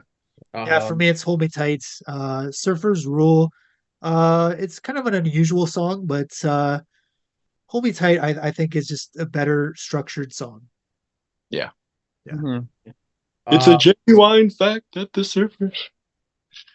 Yeah, it just doesn't work, the intro for me and all that. I don't like it either. Yeah. Yeah. Yeah, plus I'm a big Four Seasons fan, so it kind of hurt. Yeah, they're shitting on your guys. Frankie Valli, man, Brian has a better falsetto, but Frankie Valli is freaking top notch. Yeah. You Really Got a Hold on Me versus Our Car Club is a fucking sweep. You Really Got a Hold on Me. This is another one of my favorite covers of all time. I think it's Smokey I would Robinson. say on par with the original. I would argue it's better. I really like the Small Faces version of it. I don't know if you've ever listened to the Small Faces cover. They did a version? Interesting. Steve Marriott fucking rips on the vocals on that one. Especially when he got the I don't like that part right there. Steve Marriott fucking belts it out. So I think that version's the best. But this is a damn good cover. I really like the backing track on it's awesome. George Martin does a good job with the piano. It's not even close, but this is one of my favorite songs from the album in period. So I'm really glad that it got a remix for 2023 with the re-release of Red and Blue. Yeah, I agree. I think it's one of their best covers. I think it's a great vocal from Lennon. I love it. Our Car Club's all right. It's never been one of my favorites. So yeah, easily You Really Got Hold of Me. I will say one time I was listening to it on repeat and my sister walks into my room. She's like, pick another song. She got so tired of it. Yeah, You've Really Got a Hold on Me for sure for me. I think it's definitely a strong cover. You guys were talking about the Small Faces cover. Another surprisingly like good cover of this that I heard not too long ago. Eddie Money did a version of this on one of his like late 70s or 80s albums. It's actually really good. Like I like it a lot. I think he did a great job with it. But it definitely really got a hold on me. It's not one I listen to too much, but I do like it. Our Car Club kind of annoys me. I don't know. We'll start a car club. I don't know. It doesn't do anything for me. So. Funny, I fairly recently only found out that song he did, "Take Me Home," actually has Ronnie on it, which I think is really funny. Spector on it, right? Yeah, I just recently found that out, and I grew up listening to that song.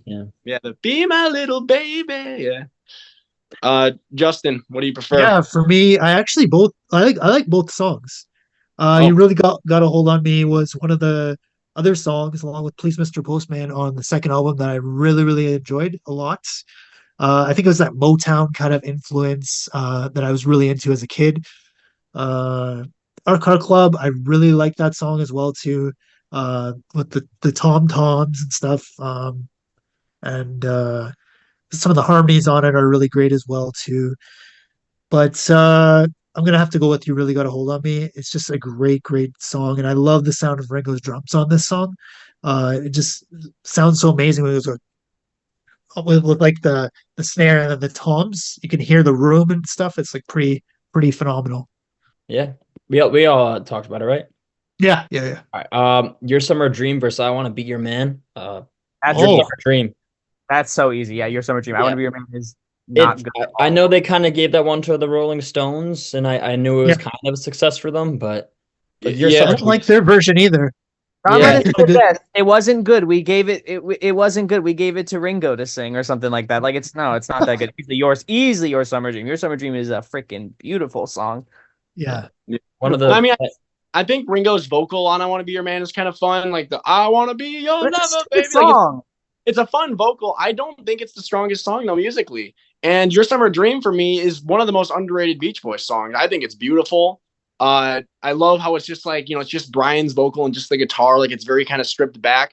it's just like hauntingly like melancholic. I just absolutely love it. It's like you said, Riley, it's like one of those like surf ballads, and it's just such a gorgeous song. I absolutely love it. So Yeah. easy, not even no contest. Your Yeah, summer that's dream. that's one that I can kind of see like you're like at a campfire on the beach and it's like totally dark out and you just kind of hear that like lonely guitar strum. So beautiful. Yeah, So beautiful. man. Um, and then you got Boogie Woody versus Devil in Her Heart. Devil in Your Heart by a mile. I love the she's got the devil in her heart. No, no, no. This I can't believe. I still don't know. I still want to know where George found that song from because it was a B-side to a very obscure girl group. Like, Yeah, I don't it's know. an obscure cover, very obscure. Yeah. And blows it out of the fucking water. Yeah, you know what? I know, Riley, you've mentioned before that like certain songs, like you like them initially, and then they kind of like you kind of like lose interest in them over time. You're like, yeah, I don't like this as much. That's kind of been my experience with Devil in Her Heart. Like I liked it a decent amount at first. Now I don't care Yeah. for it too much, but I think it's fine. Like I think it's definitely an improvement over the original. I easily though over Boogie Woogie. I mean, I never listened to Boogie Woogie, so I have the same thoughts as Jake, exactly. Like I used to really like this song, and it's just one that's kind of faded for me. But over Boogie Woody, Devil in Her Heart. Boogie Woody is just kind of like a basic blues yeah. kind of riff. It doesn't really do anything too much. It's not really any different than any other kind of like bluesy R&B kind of track Like at the 12 time. bar kind of guitar. Yeah, yeah, I'm yeah. 12 my bar opinion is that it improvised tarnishes thing. the album because the album should have ended with Your Summer Dream. That would have been It such. should have. Yeah, it should Die have. on that hill. I don't care. Yeah, that would actually be, I mean, it'd still be Your Summer Dream, but Your Summer Dream versus Devil in Her Heart would probably be a better matchup than Boogie. Although Boogie Woody versus I Want to Be Your Man is the battle of which one sucks more. Woody. I'll So, take I want to be your man any day over Boogie Woody, but okay. Yeah, so that's the N63. For this album versus or so Surfer Girl versus With the Beatles, this is a tough one because I have them lined up. Actually, there's two more songs on With the Beatles. Money is a absolutely ripping cover. That's a great cover. Yeah, I really Love like Not a that Second one. Time too. I really like Not a Second Time too. I Yeah, think it's yeah, that grew on me. That grew on no, I like it a lot. It Grew on really me. has grown on me, and I like it. Kind of has like a bit of like kind of like I like the vibe of it. Me too. Yeah, Me I like both the tracks. I think it's all right. Not a Second Time is okay. It's a good track. I'm glad it's not the closer. I'm glad Money is because Money absolutely rips. But these two albums are really close for me. They're both up there and as two of my favorites from each of the band. Like I said, this is the one that represents Beatlemania for me, but at the same time, Surfer Girl is my favorite of the Surf albums, of the first original four with David Marks, and it's really tough. I might give the edge to Surfer Girl because I feel like the stronger moments on there are stronger than with the Beatles. I think Your Summer Dream, Surfer Girl, and In My Room are three of the best Beach Boys tracks ever. And while I'm a big fan of Hold Me Tight, It Won't Be Long, and a lot of those like cavern, but also Beatlemania rockers that are very melodic. So it's tough, but I'm going Surfer Girl on this one. I really like both of them. I'm gonna call it a draw because I really like both of them. But Server Girl does have still a little bit of filler. It's not as bad as the first two, but it still has some filler. But yeah, I'll call it a draw. I really like both of them. So for me, it depends how we're judging the albums. In terms of like, so I would say Surfer Girl. I think in terms of the highlights, I think that the highlights are stronger than the highlights on With the Beatles, even though With the Beatles does have All My Loving, which I think is a top-notch song. Like Your Summer Dream, Surfer Girl, In My Room, like you mentioned, those are all like top-notch songs. Like you said though, Matt, quite a bit of filler, quite a few songs that I would definitely skip on that album. So I think overall as an album, I prefer With the Beatles, but I do think the highlights on Surfer Girl are stronger. So that's what I think. yeah, I agree with you guys. With the Beatles is a little bit more consistent, but the highlights are higher on Surfer Girl. And you can really tell like the band is like really amping up really quickly. The Beach Boys, Yeah. especially for such a young age. Like Mike was the oldest one in the band at that time, and he was what, like 20, 23? Brian Yeah, was I think it was like 22, 22, and like 23. yeah, they were really young. For the year as a whole, that's tough. I feel like I think Surf and USA and Please Please Me are kind of similar in quality for me at least. Please Same Please here. Me is an incredible debut, but at the same time, it's I don't think it's anything super crazy, minus the great standalone tracks. And Surfer Girl is like barely, I would say, I don't want to say barely beats out with the Beatles because there's a little bit of a sizable margin for me with some of the higher points. As a whole, I would say though the years were pretty even for them. For me, I feel like they had the similar amount of highs. I feel like the quality for both of them combined is about the same. Um, so I think this is kind of a draw for a year. But I feel like if I'm gonna give the highs, based on the highs alone, I'm gonna give it to the Beach Boys though. Surfer Girl, Lonely Sea, In My Room, Your Summer Dream, Hawaii, some of my favorite tracks from the band. And for the Beatles, it's really just I Saw Her Standing There, Twist and Shout, and most of with the Beatles. Well, Beach Boys side, Surfer Girl is one of my favorite albums of all time, and then you have an incredible surf album in Surfing USA. So I think it's about even. Beatles, sorry. Surfing USA 2 Fillery. I Want to Hold Your Hand, great single. I love she fucking loves you, which is one of the greatest songs ever. Yeah. I cannot. Yeah. And then there's also what was that other one they did? From Me to You. I like that too. Mm-hmm. And also I love what's the B-side to From Me to You? Boy? Okay. Thank This you, boy? girl. Oh, thank you. Girl. I love Thank You, Thank Girl. you, I love This Girl. I love what's the B-side to She Loves You? I'll Get You. No, sorry, Beatles easily. Yeah, that's a good point because you know what? I think singles wise, the Beatles had them beat. You I have to think have singles. I mean, you have to. yeah, Yeah. and She Loves You is like one of like without a doubt one of my top five, maybe top 10, I think top five favorite songs. I have to check that list. It's one of my favorites, but again, I feel like some of the ballads though from the Beach Boys, I mean, absolutely. yeah, they're nice, but like, no, I still pick the Beatles. But I love Surfer Girl though. I like Surfer Girl too, but no, I still pick Surfer USA for me compared to Please Me is way better. Yeah, I mean, for me, I mean, the Beach Boys, my opinion on and this kind of my opinion on a lot of like the earlier stuff from these bands. So the Beach Boys, they could reach the heights of the Beatles for sure. And I think they did surpass the heights of the Beatles at this time at moments, like with certain songs. Yeah. But I mean, if we're judging the albums by consistency and just like the consistency of their overall releases, I mean, I have to say Beatles. It's not particularly close for me. I just think, yeah, I think the Beatles albums from this period were stronger for this year as a whole. And yeah, for me also those singles. I mean, those Beatles singles are just top notch. I mean, yeah, From Me to You and She Loves You, like you, Riley. I mean, that's a top notch song for me too. That was one of the first songs by the Beatles I like really remember loving. I think it was like the third or fourth song on that one compilation, and whenever that came on, it was like I was really rocking. It was yeah, I fourth have song to say, on Red. yeah, I have to say Beatles. So Yeah, the Justin? Beatles were more consistent at this point. That's all I have to say. Yeah. It's tied for me. It's tied. Mhm.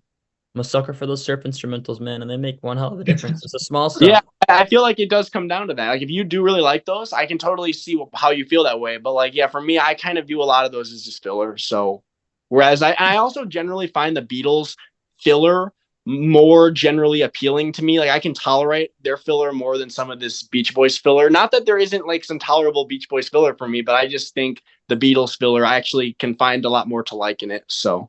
It's fair. If you look at other 1963 releases too, like from other bands, like these two bands are already like miles ahead of like any other like band at the time. Yeah. Mhm. If you look at like what Elvis was putting out, even or like Roy Orbison and stuff like Four that, like Seasons. it's a lot better than Well, I'm a big Four Seasons guy, but they weren't really an albums band. exactly. Yeah. Elvis too. Elvis didn't have that many great albums either. He really didn't. No, he didn't. No.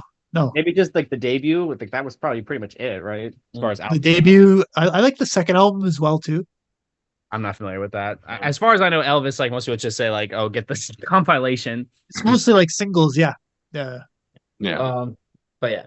So 1964 hits. We're not Beach doing. Boys are getting huge in the United States, but February, the Beatles came to the United States. We're on the Ed Sullivan Show, and it was I love the Beach Boys, but it was a game there. That's when Beatles took over, and that's when Beatlemania hit America. And like I said, as much as I love the Beach Boys, minus a couple of really good singles and good albums, the Beatles swept them commercially. But for me, this year is kind of a sweep for one band. And it's not going to be the band that Jake wants. But we'll get to that. So the albums that we're gonna talk about right now, I feel like this is gonna be a sweep for most people. Hard Day's Night for Shutdown Volume 2. Um, Uh-oh. yeah, because there's some damn good songs on here, but there's also Right. some damn bad filler and on one side of the pond. So fun versus a Hard Day's Night. I'm going fun, but that's because a Hard Day's Night, I like it. It's fine. But of the Beatles songs from this era, it doesn't really do a whole lot for me compared to some other ones. So I'm going fun. Okay. I'm gonna go Hard Day's Night. I really think it's a great way to start off the album. I love that opening, like the chord, like boom. It's been a hard day's night, and like I like how it like opens the movie. Yeah, I'm gonna go Hard Day's Night. Yeah, for me, it's Hard Day's Night all the way. I mean, to be honest, I mean, Fun, actually, as much of a beloved song that it is, it actually, like, that was one of the ones that took a long time to grow on me, honestly. Like, I liked it, but, like, it wasn't one that I listened to often. Now I do come back to it a decent amount, I guess, but A Hard Day's Night is just an absolute classic. I love the opening, that opening chord. It's, like, such a great way to kick it off, you know?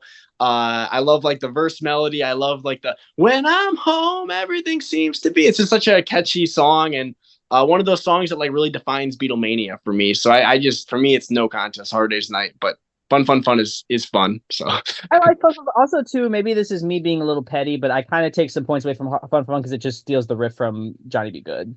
me, Yeah, but Chuck Berry stole the riff from Johnny B. Good for Okay, every well, single it one of his doesn't songs. matter though. It stole a riff. Yeah, and he exactly. does that riff all the time for every single song. Every single song. If it was just Johnny B. Good or I guess Roll Over They stole Beethoven. the other song too. I mean, they really did. Yeah, but I feel like they got a pass for this one more than Surfing USA. But I will be honest that when I'm home, part of A Hard Day's Night, best part of the song. That like, if there is a reason why I keep going back to that song, that is the reason. Yeah, and then the feeling you holding me tight, yeah. Yeah. Justin, what do you prefer? I really love both songs, so this is very hard for me. But I'm gonna go fun. Went to the OG. Yeah, OJ. Take a drink now. There you go. Yeah, I mean, I appreciate fun for what Right. it is, and I think it's a great. I love that they close their concerts with it too. It's a great way to close out the shows, you know. But yeah, Hard Day's Night is such a classic song. So I get it. It's a good song. It doesn't make me crazy, but that when I'm home part, yeah, that hits me. I'll give you that. This one's a sweep. Don't Worry Baby versus I Should Have Known Better. I really like I Should Have Known Better, but you're going against Don't Worry Baby, and that's a tough competition to go against. Don't Worry Baby. I agree. I really like I Should Have Known Better. I really do, but yeah, no, Don't Worry Baby easily. Yep, same as you guys. I Should Have Known Better quite a bit, and I think it's got some again great melody again. But Don't Worry Baby is just beautiful, top-notch Brian Wilson ballad, great harmonies, great vocal. Yeah, Don't Worry Baby. I really love both songs again. I love the harmonica and I Should Have Known Better. But Don't Worry Baby for me. It's classic. Yeah. One of their best songs. Yeah. In the Parking Lot versus If I Fell. Here we go. I'm going with In the Parking Lot. Oh my He's God. turning up the radio dial. That part, oh my God. It came out of nowhere for me on my first listen to it. Because I expected it just to be like a simple, like, quick rock song by the band that just has that kind of almost 12-bar progression. But then you get the turn up the radio dial part, and then you have the intro and outro of the tempo being much slower, and you have the harmonies. It's oddly enough, it's everything you would want from a Beach Boys song, and maybe not executed to perfection. I don't think it's like an incredible song, but it does kind of hit every check box, and I love it. So for me, I don't know. I kind of like In the Parking Lot for the chord changes, but If I Fell is a beautiful song. If I Fell. Yeah, I mean, In the Parking Lot for me, I mean, it's a decent album track. And again, that's one that did grow on me. It used to be a skip. Now I like it enough to like not skip it. Like it's got some nice moments. I do like the part that you guys mentioned. Like the turning up the radio dial, you know, but If I Fell, I mean, that's probably a top 20 Beatles song for me. It's so beautiful, such a beautiful melody, beautiful harmonies. really shows their skills is like, in terms of that regard too. I know people consider like obviously the Beach Boys is like the number one harmony band, but man, the Beatles could do it really well too. And they sound so good on that. And yeah, right up there with some of my favorite Beatles songs. So easily If I Fell for me. Again, I like both these songs a lot. In the parking lot, that was, I think I mentioned it before, that was something I heard on a compilation before I even heard this album. And I was like, whoa, what's that? Like, because it's like a song, it was like kind of an obscure track. If I Fell, I really love Paul's voice crack in the middle. Me too. I love that. That kind of makes the song for me. It's kind of a weird thing, but I'm gonna have to go with In the Parking Lot. Say it. No, I'm not saying it. I was gonna crack it Wow, up. so we were split on that one, 2-2. Wow, that's crazy. I do like Yeah, I do. Don't get me wrong. I don't hate the song. I do like the song. Yeah, I do. Yeah. Those harmony parts of If I Fell were great, but the first line, oh my God, if I fell in love with you, would you? No, what do you mean? That's a great hook. I think That's so corny. Oh my God. I think it's really nice. Yeah, Understand that I've been in love before. That's a great opening. Oh my but God. then you get to the if I fell in, that part's really good, and yet the harmonies really good, Yeah. but And when they're singing together, yeah. it's that corny. These are all great songs. Like these Yeah. first three tracks. Riley is such a freaking anomaly. Like Paul McCartney's too cheesy, but I love Till There Was You. This is too this. It's this not. is, It's, but it's not That's Paul why, that's McCartney. why I'm still not over that he likes Till There Was You. I just The guitar makes it. or The like, guitar. but Bowie's Subterraneans I don't like, but I like these 20-minute long Pink Floyd songs. Have you listened to those 20-minute long? Have you ever listened to Echoes before in your life? I have to listen to it, but I'm saying Bowie's Subterraneans is So freaking listen to Echoes, and then when you come back, be like, Riley, you were right. I should have. But you don't like Subterraneans? I like it, but I'm listening to Pink Floyd all day. No. I know, but no. You said I was crazy because I said I liked it better than any Beach Boys instrumental. You are crazy. I'm standing by that. I mean, like I'm I one said, of the OGs on that one. I like Beach Boys instrumental. They're nice fluff. They don't make me feel like I'm behind the Iron Curtain. They don't make me feel like desolation and despair. Yeah, but you know what? Let's go away for a while. It hits the spot. Pet Sounds hits But the I don't spot. I don't like it more than Subterraneans. Dun, dun, dun, dun, dun, dun, dun, dun, dun. Right, Failing Star, Caroline. I'm happy just to dance with you versus Cassius Love. It's Okay, that's easy. I'm happy just Yeah. dance. I love that song. Always love that song. I know some people don't like it. I love it. And Cash's Love for Sonny Wilson is one of the dumbest things they ever put on record. So that's easy. oh, as long as Brian doesn't do his Mickey I Mouse. always skip that stupid ass nonsense. It was a waste of time. Now, easily, I'm happy to dance with you. Not even close. He sounds like Mickey Mouse with a sore throat. Oh, You have to admit, they're not even like their humor is so corny. Like there's like it's so like, funny because it's the so Beatles are honestly a funnier band. They Oh were. yeah, They were more clever and more funny. Like the Beach Boys were kind of square. They were. Yeah, like John was very like witty and like they had a great sense of humor. Yeah, I mean, I feel like this is just not even a matchup. I mean, I'm happy just to dance with you. It's not one of my favorites on Hard Day's Night by any means, but it's nice. I like it enough. And yeah, Cassius Love, it's just stupid. But I mean, I can see why you kind of enjoy it, Riley. Like I can see it as fun, but like I'm kind of like Matt. I'm like, what's the Oh, I point went of with the Beatles. I went with the Beatles. No, I know. I'm just saying All I can get the appeal, I guess. Oh, I just think it's stupid. I don't think it's funny at all. It's so bad that it's good. It's but I think they knew they had bad humor and they were still doing it anyways, and they were just having a good time with it. So I can listen to it. And Justin. I'm gonna go with Cassius. No, I'm happy just to dance with you. Yeah. All right. This is a tough one. Warmth of the Sun versus And I Love Her. Oh. This lined up perfectly. This is one of the song matchups from like, yeah, we should do the song by song thing because this is gonna. I have to think here about this because this was the first one where I kind of want to go for a tie, but I think I told Jake the other day like I already love the Warmth of the Sun, but it's growing on me even more. So I'm gonna go Warmth of the Sun, but it's by a hair. I'm gonna call it tie. They're both damn fucking good. So I'm gonna judge this based off of like where I rank the songs. Like if I was to rank the songs in each of the catalogs, so like my top 10 Beatles songs, my top 10 Beach Boys songs. Warmth of the Sun, I really, really like. It's definitely up there with Brian's best ballads. And I Love Her, though, as possibly a top 5 or 6 Beatles song for me. Definitely top 10. So I'm going to go And I Love Her, but it's by a hair. It's really, really close. If we were comparing this to Don't Worry Baby, that would be even harder, but I'm going to go And I Love Her. This is really, really hard. I really love Carl's bit at the beginning of Warmth of the Sun, the guitar. And also, And I Love Her has that beautiful nylon string guitar solo too. Yeah. As well. I'm gonna have to go with Warmth of the Sun though, because of the harmonies and the key change towards the end is really, it just builds and it's just unexpected, and it's just such a great song. Yeah. Also, And I Love Her, that middle 8 is just killer. Yeah. A love like ours could never die as long as I have you near me. Like, Yeah. middle 8, man. McCartney and Lennon, they wrote the best middle 8s. Yeah. Yeah. This one's Tell Me Why versus This Car of Mine. I think This Car of Mine's super charming, but Tell Me Why is my favorite song off this album. Actually, no. Second favorite song next to And I Love Her. It's my favorite like rocker from the album though.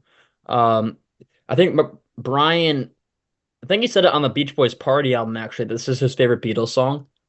I don't know if that held with him, but I love Tell Me Why. It's super fun.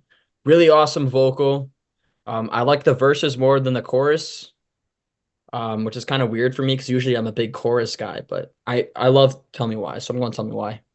Yeah, this Carmine is charming, but no, absolutely, this app is absolutely Tell Me Why. Especially, I love the where it's like, if there's anything I could do, because I really can't stand it. I'm so in love with you. Yeah, I love Tell Me Why. But also, as far as being Brian's favorite, like literally said, it was The Long and Winding Road. So who knows? I think he just when you ask Yeah. a different answer. Yeah, I mean, I kind of view This Car of Mine as like tolerable album filler on Shutdown. I would still probably skip it, but I mean, it's not the worst piece of filler they've ever done. But Tell Me Why is just a really fun rocker. Just super catchy and fun. I also love the Beach Boys cover of it on Party. I think they did a great job covering it. That's one of the highlights of Party for me. Just a great rocker. So definitely Tell Me Why for me. Justin. This is really, really hard again. Like all these songs, other than Cash Just Love, like all of them have been really great. This Tell Me Why is a great Beatles song. I really like you guys mentioned, I'm not a huge fan of the Party album. I think I've mentioned that before. But I do like their cover of this song on that album. This Car of Mine was one of the first Beach Boys songs I ever heard. It was on a compilation cassette I got back in the late 80s. So it's like one of my favorite tracks. I love Dennis's vocal on it. And just because of that, I'm going to go with This Car of Mine and be the lone person. Yeah, I get that though, Justin. It's like the sentimental like value for you that's exactly, really yeah. You know what? Do you remember like what that compilation was called? That's really interesting. That was on like a compilation. There was a bunch of cassette only compilations in the late 80s that came out on Capitol Special Markets. It was I can't remember if it was Summer Dreams or Do It Again. It was one of those. Summer Dreams or Do It Again. Look it up on Discogs, you'll see it. Yeah, no, that's a really interesting track to be like one of the first ones you ever heard, just because it's a lot of people do that as like a filler track on Shutdown, so it's interesting. These were like budget tapes they had, like you go to like Kmart or something and they're by the checkouts and they have like 9 tracks on them and they were like $2 or $3, that kind of thing. It was just like, yeah, and then it was just as soon as I saw the Beach Boys, and then my parents would buy it for me, kind of thing. Interesting. All right, what's next, Riley? I feel like at this point it's gonna go by pretty fast for this album. Can't Buy Me Love versus Why Do Fools Fall in Love. And while I don't really care for Can't Buy Me Love, this doesn't really do much for me. You knew that. Don't pretend you didn't know that. You knew that. I mean, I think I can remember you saying that, but that's still crazy. Yeah, you know what? The reason why A Hard Day's Night kind of ranks so low for me in my Beatles albums is the highlights that people usually give of the title track and Can't Buy Me Love. I don't care for them too much. I think they're fine. I think this one is worse than Hard Day's Night, and it's never really done too much for me. I don't really like the I can't do too much for money part, whatever. Like, oh my god, best part of the song. It's like you with Hawaii with me. Best part of the song. Yeah, I feel like this is my Hawaii where it's so. But I don't think their cover of Why Do Fools Fall in Love is that incredible, so I'm actually gonna give this to Can't Buy Me Love. So yeah, Jake got his way for once. I like their cover of Why Do Fools Fall in Love, but yeah, no, Can't Buy Me Love easily. Yeah, I'm not too crazy about Why Do Fools Fall in Love as a cover. I think it's fine, but I don't listen to it ever. Can't Buy Me Love to me is a top 3 song on Hard Day's Night. I think it's just excellent. Great hook. That part, yeah. Money can't buy me love, and then it's like, oh man, such a great rocker. Just awesome song. So yeah, no contest. They're in completely different leagues for me. So, Justin, what do you prefer? Why Do Fools Fall in Love? Was that a B-side? Yeah. Yeah, I believe it was. Yeah. Yeah, I forgot that too though.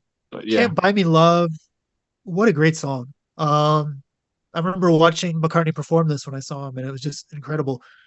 And Why Do Fools Fall in Love? This was one of the first ones I heard on one of those compilation tapes. I think it was a different one though that I heard this one on. Just because I heard it first, I'm gonna go with Why Do Fools Fall in Love. It's just such a great song. I love the original version as well too. I should mention. repping the OGs. Yeah. I just did my set. What can I say? Yeah. Next one. I'm actually surprised Mike Love hasn't hopped on that. It could have been like, "Can't Buy Me Love." Oh, because you Oh can't buy gosh, love. Win. Sorry, I had to do it. That'll be on the next Put it album. on Last Love. There you go. He's gonna be like, I actually helped Paul McCartney write the lyrics to this one. He should just do an album like about all songs that have love in the title. You can call it Love Songs. Love song, exactly. Like silly love Yeah. song. Soul like the Bowie soul love song. Soul. Oh my god. Oh, love. Kneels before the grave. I think at one time Davy Jones from the Monkees like I could have been David Bowie, and I was thinking, oh, you sweet summer child, you couldn't have. He would if he did that, he would have to cover All You Need Is Love. Love is all you need. I mean, maybe he could sing like David Bowie, but he couldn't write like David Mike Bowie. Love could have. If he did All You Need Is Love, he's got to do all of it. He can be instead of saying yeah, he could probably do something else. He could probably do Win. thing. Okay. Anytime at all versus Pom Pom Playgirl. I'm going anytime. That's anytime at all. Anytime at all. Pom Pom Playgirl. Have Filler versus a pretty damn good song. Yeah, anytime at all is awesome. And Anytime at all is one of those songs where I think the chorus is okay, but I definitely prefer the verses. So, but I do like it. It's a good song. Definitely not for me. It's not a highlight of a Hard Day's Night, but as you guys know my feelings on Pom Pom Playgirl. So this is no contest for me. Anytime at all. Yeah, anytime at all for me as well too. I really like the middle eight as well too in this song. Pom Pom Playgirl is just a weird song. I don't like the ending part. It kind of ruins the song for me. So I'm gonna go with anytime at all. All you gotta do is call. Keep an Eye on Summer versus I'll Cry Instead. I'm going to Keep an Eye on Summer. Yeah. I like I'll Cry Instead, but nah, Keep an Eye on Summer is a really pretty song. Very underrated. Yeah, Keep an Eye on Summer for me as well. I'll Cry Instead is fine, but it definitely one of the lesser tracks on a Hard Day's Night for me. So definitely Keep an Eye on Summer. I think that's definitely a slept on Beach Boys ballad. So Same. Yeah. Things We Said Today, Shutdown Part 2. It's Things We Said Today. Not even close. I love Things We Said Today. That's a great. Yeah, me too. Things We Said Today is actually like that's top 2 or 3 on the album for me. That's how much I like it. I love that song. And again, that middle eight, me, I'm just a lucky guy. Love to hear you sing. Oh my god, man, such a killer song. When I Get Home versus Louie Louie. Oh God. When I no, when I get home. See, yeah, if there was any album matchup that I didn't really want to do because I knew it would be a sweep, it'd be this one. But it would be hard kind of putting up together the rest. I will say though, I do like All Summer Long better than Beatles for Sale. That's my hell yeah. That's my lead. Beatles for Sale is so like Mr. fucking Moonlight. Oh my god, what the hell was that? Oh, that's one of my favorite songs off the album. Really? It starts out promising with the Mr. Horrible. There. Mr. Moonlight. I love that one. Yeah. I love Honey. Do we have to do Louie Louie though? First thing when we get home, do we even have to say it? When I Get Home, but when I Get Home is definitely towards the bottom for the song ranking Hard Day's Night for me. I mean, if you put it against some of the other songs on Shutdown, I think it could have gotten beat, but definitely not this one. Louie Louie is a weak cover. I mean, I'm sorry. It's just... Justin, same. Yeah. You can't do that versus Denny's drums. Yeah, you can't I'm do not that. a- I will say I'm not usually. I actually like You Can't Do That, even though I'm not usually the biggest fan of Lennon's kind of misogynistic tunes. 'Cause Yeah. I do I like. don't You even like You Can't Do That. It just doesn't do much for me, but it's going against Denny's drums. So Did you see that one? Did you see that one person on the sub that was like, you couldn't pay me to listen to Denny's drums or something? you could pay me to listen to it, but Or like, I wouldn't even listen. Well, it's about the new pressing. Yeah. I mean, you could pay me. I won't enjoy it, but oh, free money, Something man. like that. Yeah, no, easily you can't do that. Yeah, And, you can't do that as a great melody, even though the lyrics are a little questionable. But yeah, I but- like the drums, like when they do that. It's cool. Yeah, yeah. kind of So- unusual. you can't do that as better drums than Denny's drums. Yeah, it does. Yeah. Poor Denny. I've heard a rumor that it's just Hal Blaine actually doing it, and it's still not good. But Dennis was actually a really great drummer at that oh time. yeah, Hal Blaine was fucking. If you look incredible. at the Lost concert, he's like absolutely killing it on the drums. Yeah. And then you have I'll Be Back, which is the I like that song. I Yeah. love Albie. Love it. it's all right. I like that song.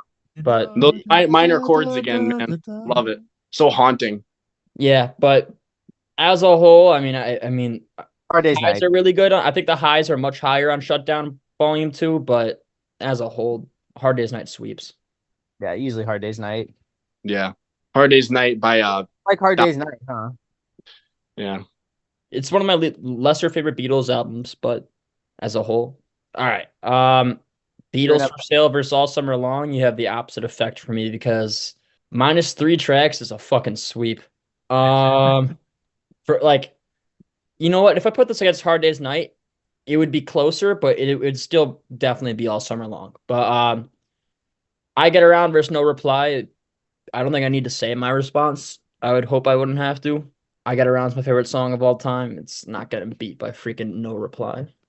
I do like No Reply, but nah, it's got to be I Get Around. That is an absolute banger of a track. I do like No Reply though. I like that we started off with a little bit more of a cynical tone. Yeah, me too. Yeah, I mean, I really like No Reply a lot, and that's another one of those ones where, like, I feel like if you're not a Beatles fan, like if you're not a bigger Beatles fan, you probably don't know it that well. But yeah, I love like the transition from like the slower verses, like this happened once before, then I nearly died. Like it's a great transition. But It's like through your door, I saw the light or whatever. yes, yeah. But yeah, I get around is just a Stone Cold classic. So definitely I Get Around, but I do really like No Reply a lot. So Country Mile for I Get Around. Justin? Both these songs I really, really like.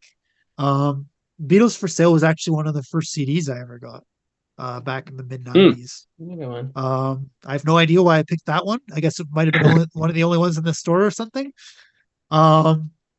But I Get Around was I think it was the first song I heard like popular music. So I'm gonna have to go with I Get Around. It's just such a great song.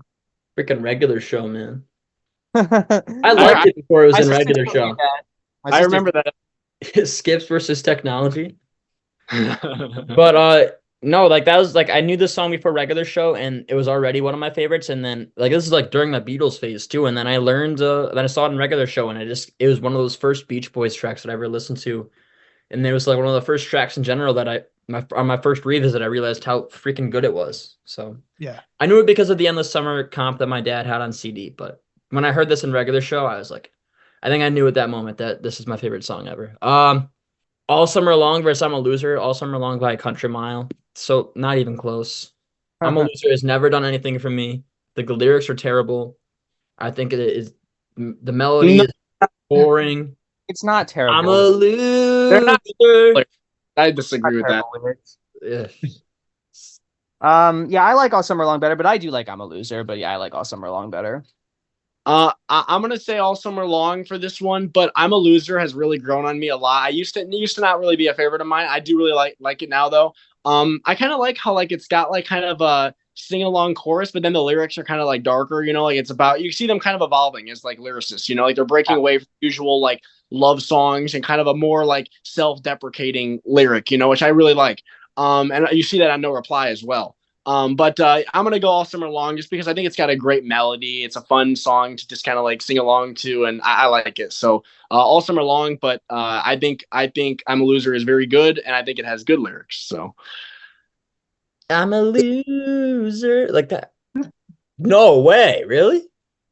But it's like you just look at the chorus though. What have I done to deserve such a fate? Da da, too late. Like I just like it because it's like so like I like it.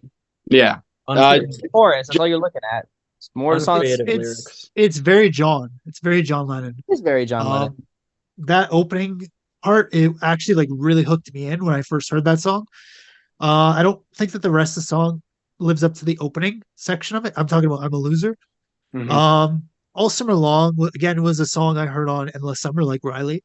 It's kind of tucked away at the end of it. I didn't really notice it at first because of that.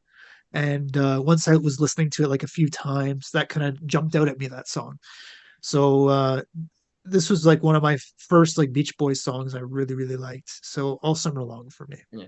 And Uh, you mentioned the Beatles kind of being melancholic with "I'm a Loser," and I don't think this was the Beach Boys' intentions, but this song has also kind of grown as more of a melancholic song, and that's probably Yeah. because I did know it from American Graffiti, so that definitely helped. But especially just growing up, like I listened to this song when I was driving back home from summer camp, and like leaving summer camp's always kind of a bit of an emotional thing for me because I'm like leaving behind like the camp and all my friends and all the campers there. And it kind of hit, especially since it was at night. So this is kind of a melancholic track for me in some ways. Yeah, well, I think the lyric won't be long till summertime is through. Like it's eventually going to end, So I Yeah. can definitely do that. One quick thing I wanted to mention about All Summer Long. I don't know if you guys have heard like the session highlights from this, like that one. It's on Spotify, but you can hear like Brian kind of like getting like amusingly like frustrated with it, trying to record the Oh, opening I hate part. this fucking song or something. He Yeah, says, yeah. yeah. He's like, I hate this song. Like take five. I hate this song. I thought that was really funny. Um, It's funny, but it's not as funny when you realize like that's one thing that sucks is that Brian did like everything. Whereas like the Beatles, you had Lennon, John, and Paul. Then you had George, who was a solid third songwriter, and then you had George Martin. Brian wore all those hats. Yeah. Led to his breakdown. Hushabye versus Babies in Black. I'm going Hushabye. Another Babies easy in one. Black. Wow. I mean, I like Hushabye. I do, but I love Babies in Black. I love that song. It's okay. Oh gosh, that's a very close one for me actually, because I really like the cover of Hushabye a lot. Gosh, I'm not gonna pick. I'm gonna say this is a draw for me. As I really like the cover of Hushabye. I really like Babies in Black though too. I love like the part where it gets higher, like the till she. I like that, so it's close for me. So Yeah. For Just me, this album, Hushabye. Hell yeah. Hushabye. Yeah. Still haven't found a copy yet, Justin. I'll trade you my Rubber Soul American edition for that. You'll find one. Don't worry. Justin, I'm not giving this up. I've said that for years, Justin, and I have yet to find a copy of All Summer Long, and it's been the bane of my existence. I feel like this year they're gonna repress it. I don't want a repressing. Well, You I'll want the probably original? buy one anyways, but I Yeah. want a The freaking original. yeah, because that Yeah. album that's now my number 4 favorite Beatles or Beach Boys album. So Yeah. I can um see why now. Yeah. yeah, I can see why. Yeah. Little Honda. So a while ago I probably would have said the rock and roll music cover. But ever since Jake showed me that version with the "Go Little Honda, Faster Little Honda," even though it's not on this version, I still love Little Honda as a song. So I want to probably say tie if it was regular versions for each. I'd probably say tie. But if I'm going with that Sessions version, I'm going Sessions version by the decent margin. But that cover of rock and roll music, though, is the definitive version of that song for me. Yeah, I'm going rock and roll music. Little Honda's never done much for me, but I love rock and roll music. It's by far the definitive version. I agree. Yeah, I'm kind of with you, Riley. Like that alternate version of Little Honda, I definitely prefer.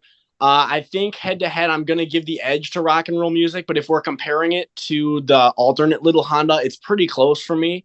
I'm with you though, Matt. Little Honda has never really been a favorite of mine, man. Like I don't know. It's just kind of like it's not bad. I can kind of see like I why like it was, it, but it's not. I don't know. The chorus doesn't really do too much for me. I think that alternate version where it's got the backing vocals adds a lot. So But yeah, rock and roll music, definitive version, killer vocal from John, puts the Beach Boys version to shame. Sorry, Nate. Our Bruce Johnson. That is literally his Our Bruce song. Justin, which one? Yeah, Justin. For me, both these songs, I actually really like both these songs. Little Honda, I love the sound of Carl's guitar in this. He's just like, I think he's playing the Jaguar in the song. And it just sounds like really, I know he cranked his amp up like super high for this. The sound of the drums as well too, the snare drum, especially in Little Honda, is like has a lot of punch in it and it's really great. Rock and roll music, this is like you guys said, this is the definitive version of this song. I think it's better than the Chuck Berry version, although the Chuck Berry version is also very good. I'm gonna have to go with rock and roll music, unfortunately. Unfortunately. Yeah. Unfortunately. Let me hear some of that rock and roll music. Yeah.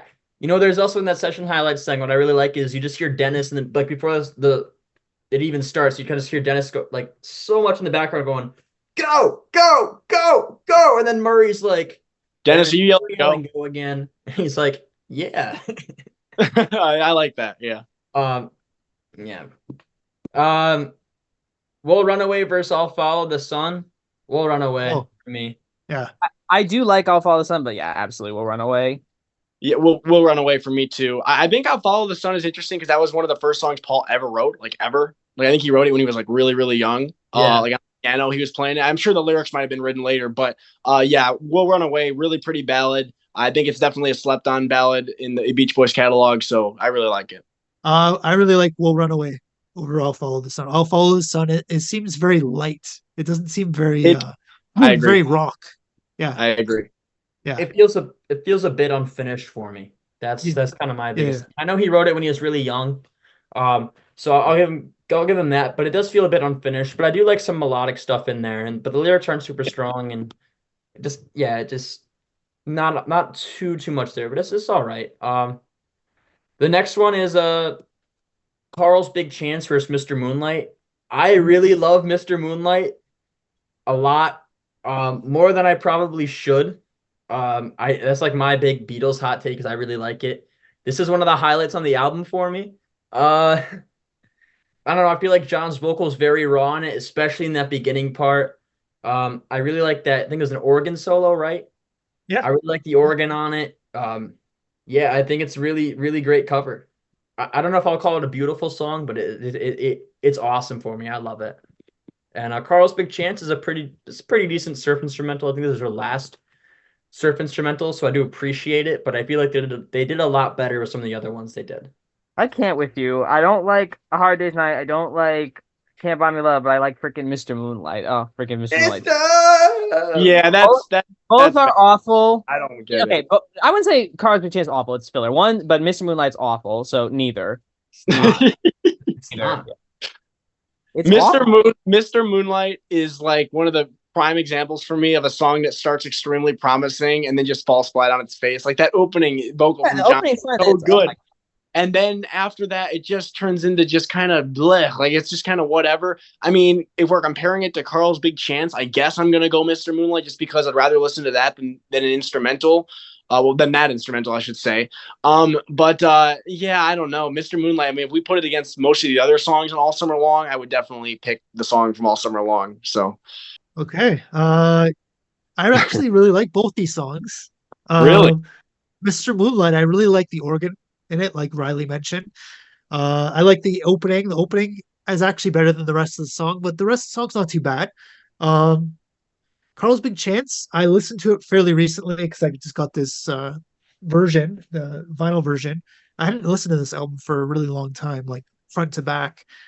And this song is actually really good.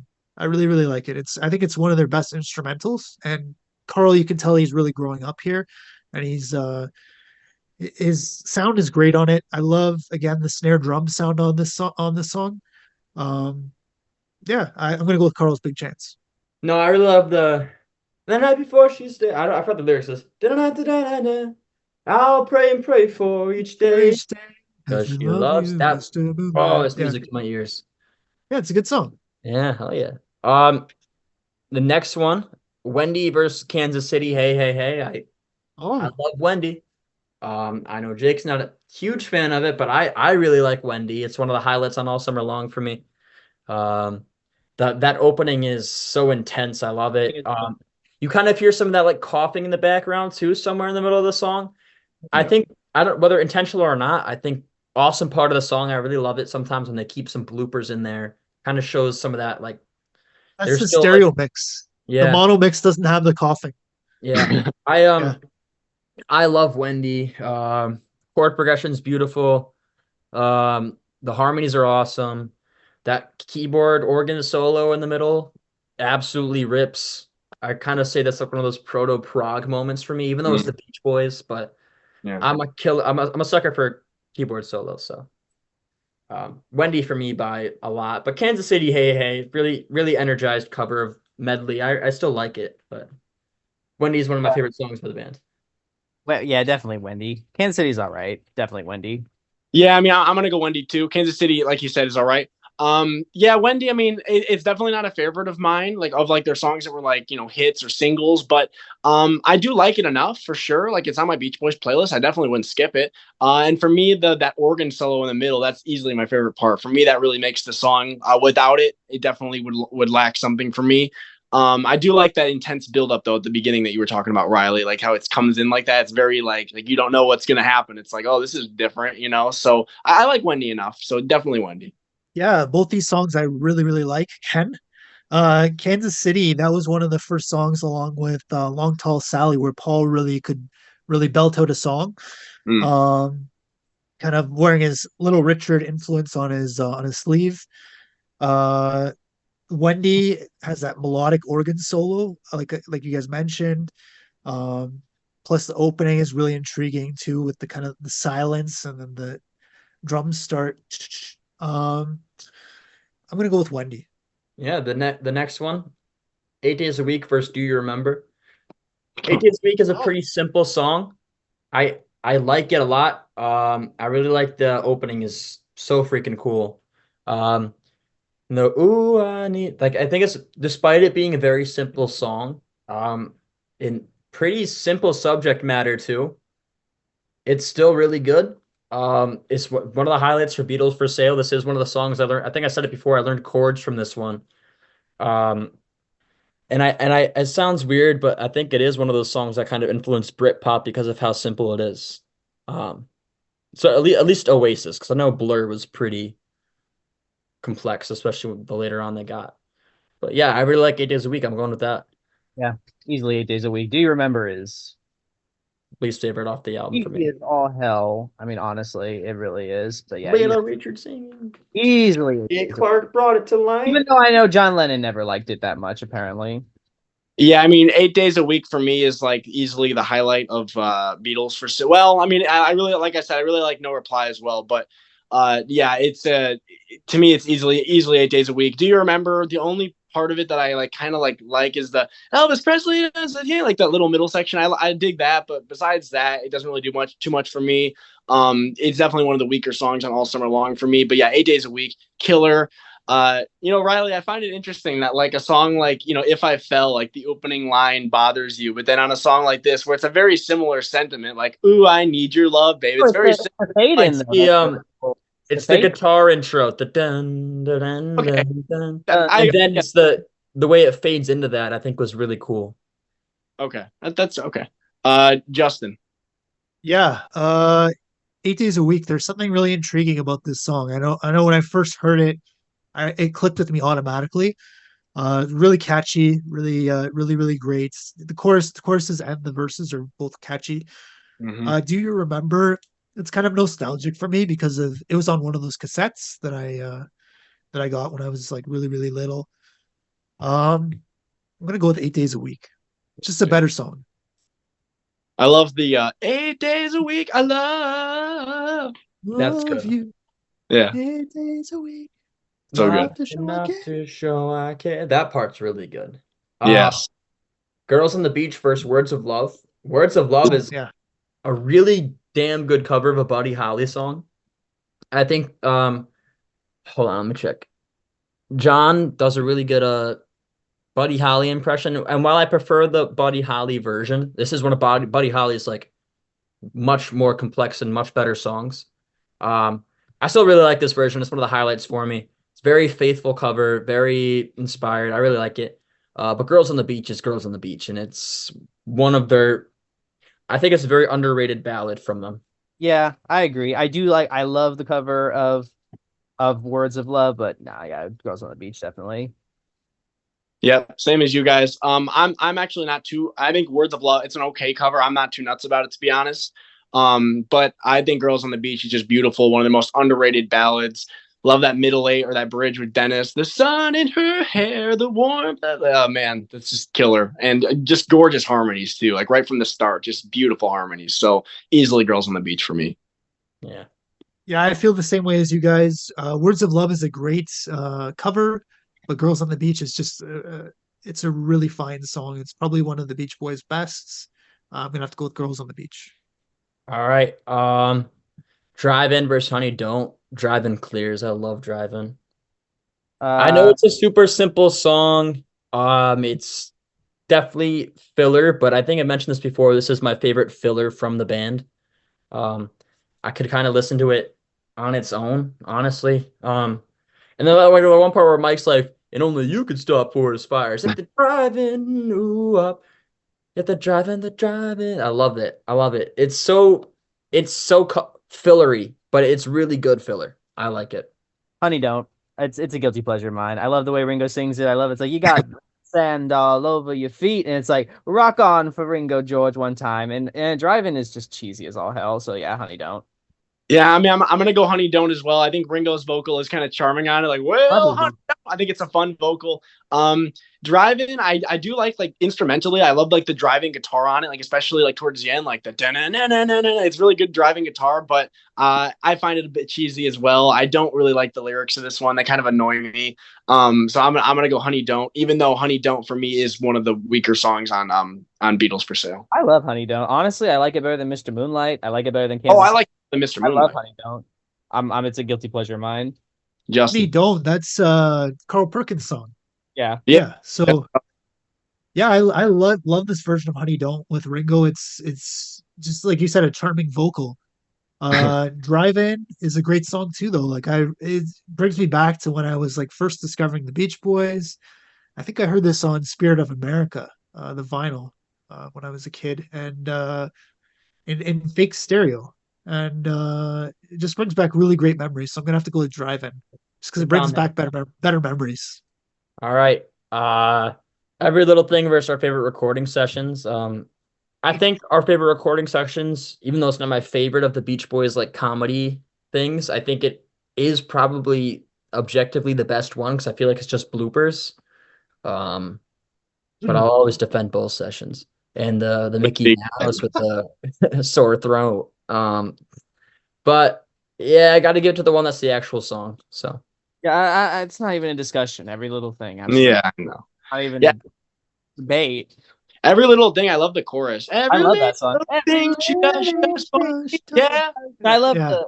Oh, no, that's the other one that has the really cool intro. Yeah, this is a great song. Every Little Thing. I would go with that song. Yeah. um, I don't want to spoil the party versus Don't Back Down. I'm going Don't Back Down by I don't far. want to spoil the party. I like Don't Back Down, but I don't want to spoil the party. Is really something. Don't back down, don't back down. To bring your teeth, don't back down. I do like Don't Back Down though. I really do, but I don't want to spoil. I don't want to spoil the party a bit. Get a little nervous. Jake? For me, this isn't actually too much of a debate. Don't Back Down, honestly, it's grown on me. It doesn't do too much for me though. I don't listen to it much at all. I think it's fine, but I don't want to spoil the party. I think is a lot of fun. I really love it. I think it's definitely a slept on Beatles song. I love how it's got kind of like that country vibe to it. I love that second section, like kind of like the middle eight, like the but tonight she's made me sad. I still love her. Like I love that part. So I don't want to spoil the party easily for me. Okay. For me, both these songs, I don't really like either one of them, to be honest. Oh wow. I don't want to spoil the party. I like the guitar work in it, so I'm gonna go with I don't want to spoil the party. Oh, damn it, Justin. You're All right. Yeah, Justin. He has my back on everything else though, so I'm not gonna be too upset. Uh, Yeah, and then you have What You're Doing and Everybody's Trying to Be My Baby. I don't give a shit about those songs. So I love what you do. I love the intro, like the dum boom boom boom Ugh. boom bum bum bum. I love that song. And then Everybody Show Me Baby. I like it for the reverb. It's fine. It's another Carl Perkins song. That's Yeah. I like Honey Don't better though. Yeah, I like Everybody's Trying to Be My Baby. That's a good song. George does a really great Yeah, job on it's that. fine. But I love what you're doing. yeah. yeah, To me, I like them both, but like they're not like top tier songs for me. But I like them both, and I do think I do like the Carl Perkins cover. I do like Everybody's Trying to. I think George's vocal is what makes it work for me. Yeah, I like. yeah, it does. Yeah. I think um, Pitchfork in a review of it said like when they did a review of when the Capitol volume box set came out, and they said that Everybody's Trying to Be a Baby has had more reverb than any song I've ever heard in my life.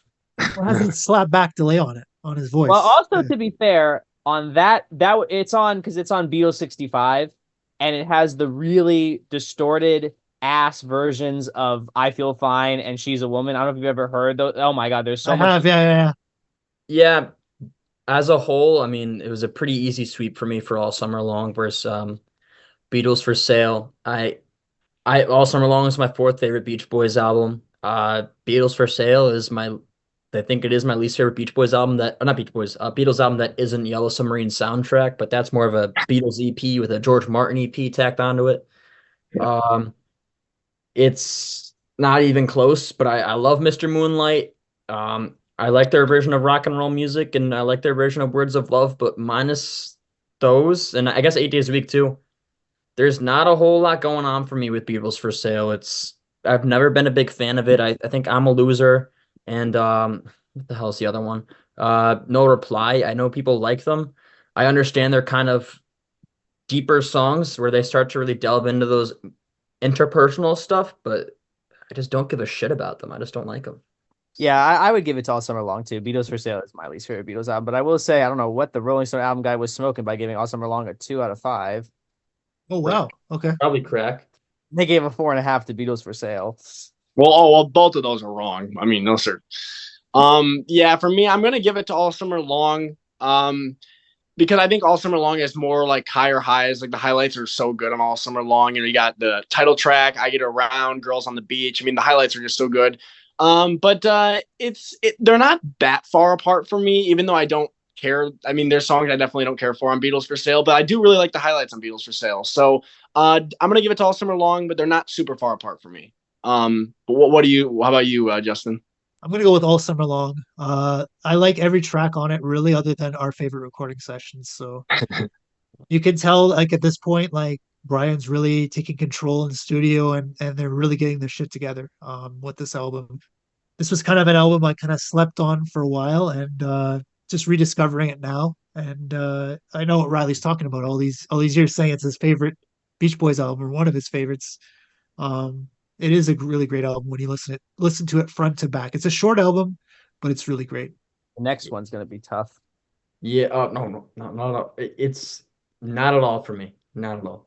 But no, I mean some of the matchups are tough. I will then the other ones next two probably actually pretty easy, I think. I don't know, we'll get to it. But yes, at 64 is a year. I mean, I think 63, I kind of gave him a bit of a tie. Some of my favorite songs ever kind of came out from both of those years from each band.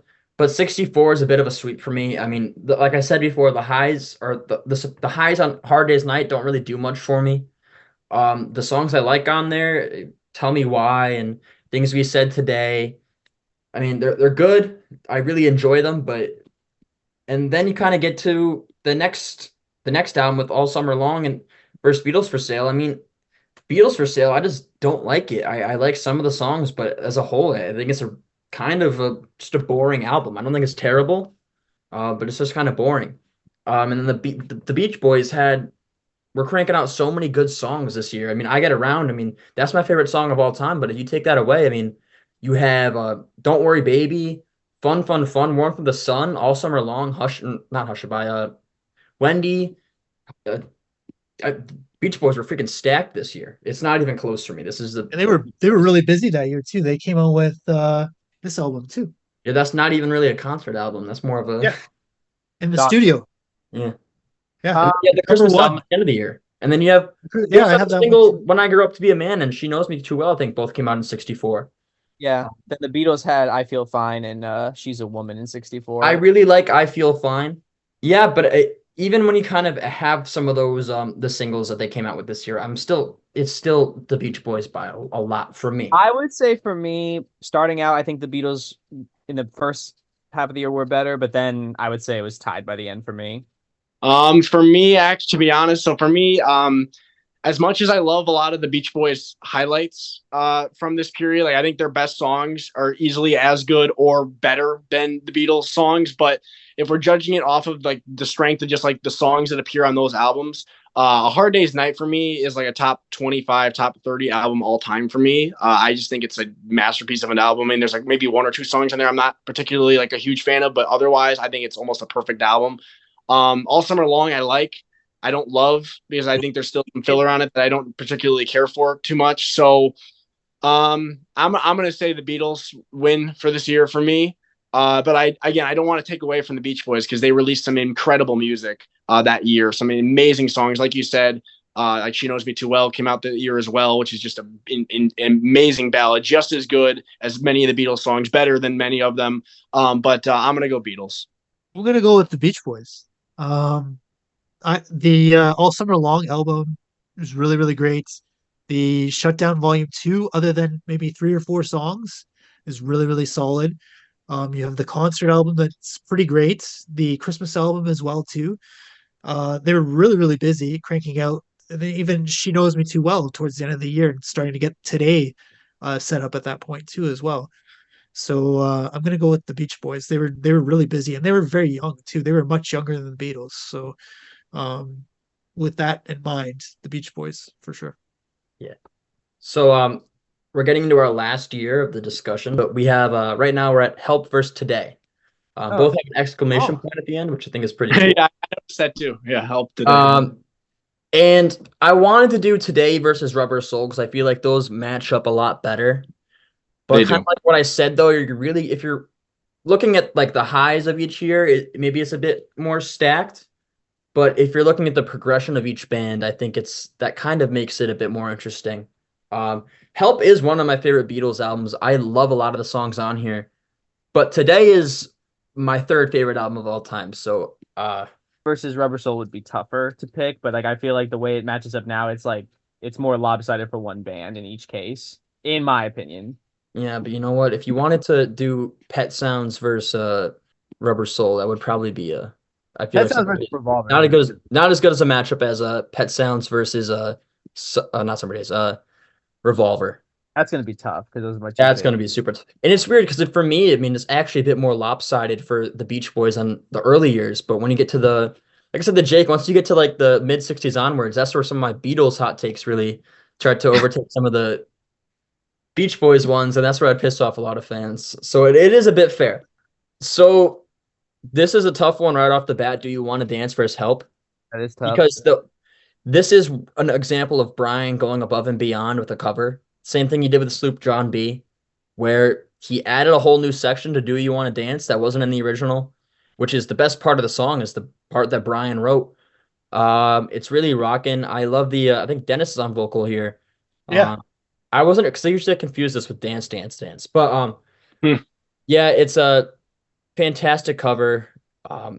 Awesome song, but at the other side of things, Help is also an awesome song. It's John Lennon's actual cry for help. This is a tie for me. I can't. It's really hard for me to choose this one. Tie for me as well because I love both of them, and I think they're both great ways to start off each LP. For me, I mentioned this before. I used to not care too much for Do You Want to Dance. Now I do really like it, mostly because of the production on it. I think it sounds like phenomenal, and I do think Dennis does a really great vocal on it. I love that part that Brian wrote that you mentioned too, Riley, like that little solo part. I think that's great as well. It's kind of a tough one for me because like Help, like I think it's a great song, but like I've heard it too many damn times. Like I feel like I'm just tired of it. But I mean, if you're asking me to pick one, I am going to say Help. I do think Help is a classic Beatles song, even though I've heard it too many times. And like right now, if you ask me what I'd want to listen to, like right now at the moment, I'd probably say Do You Want to Dance? But I do think I do prefer Help as a song. So I'm going to say Help. This is really hard. I like both songs. Do You Want to Dance has that great instrumental section like you guys have mentioned in the middle. Just the layered production. There's got like timpanis going on in the background as well too. Dennis's vocal is really great. Help. I love George's guitar playing when he does that kind of descending Chet Atkins kind of thing. Um, I really can't choose, so I'm gonna have to say tie for both. Yeah. Help is one of my favorite Beatles albums, so this is going to be tough on Help because after this is pretty much a sweep.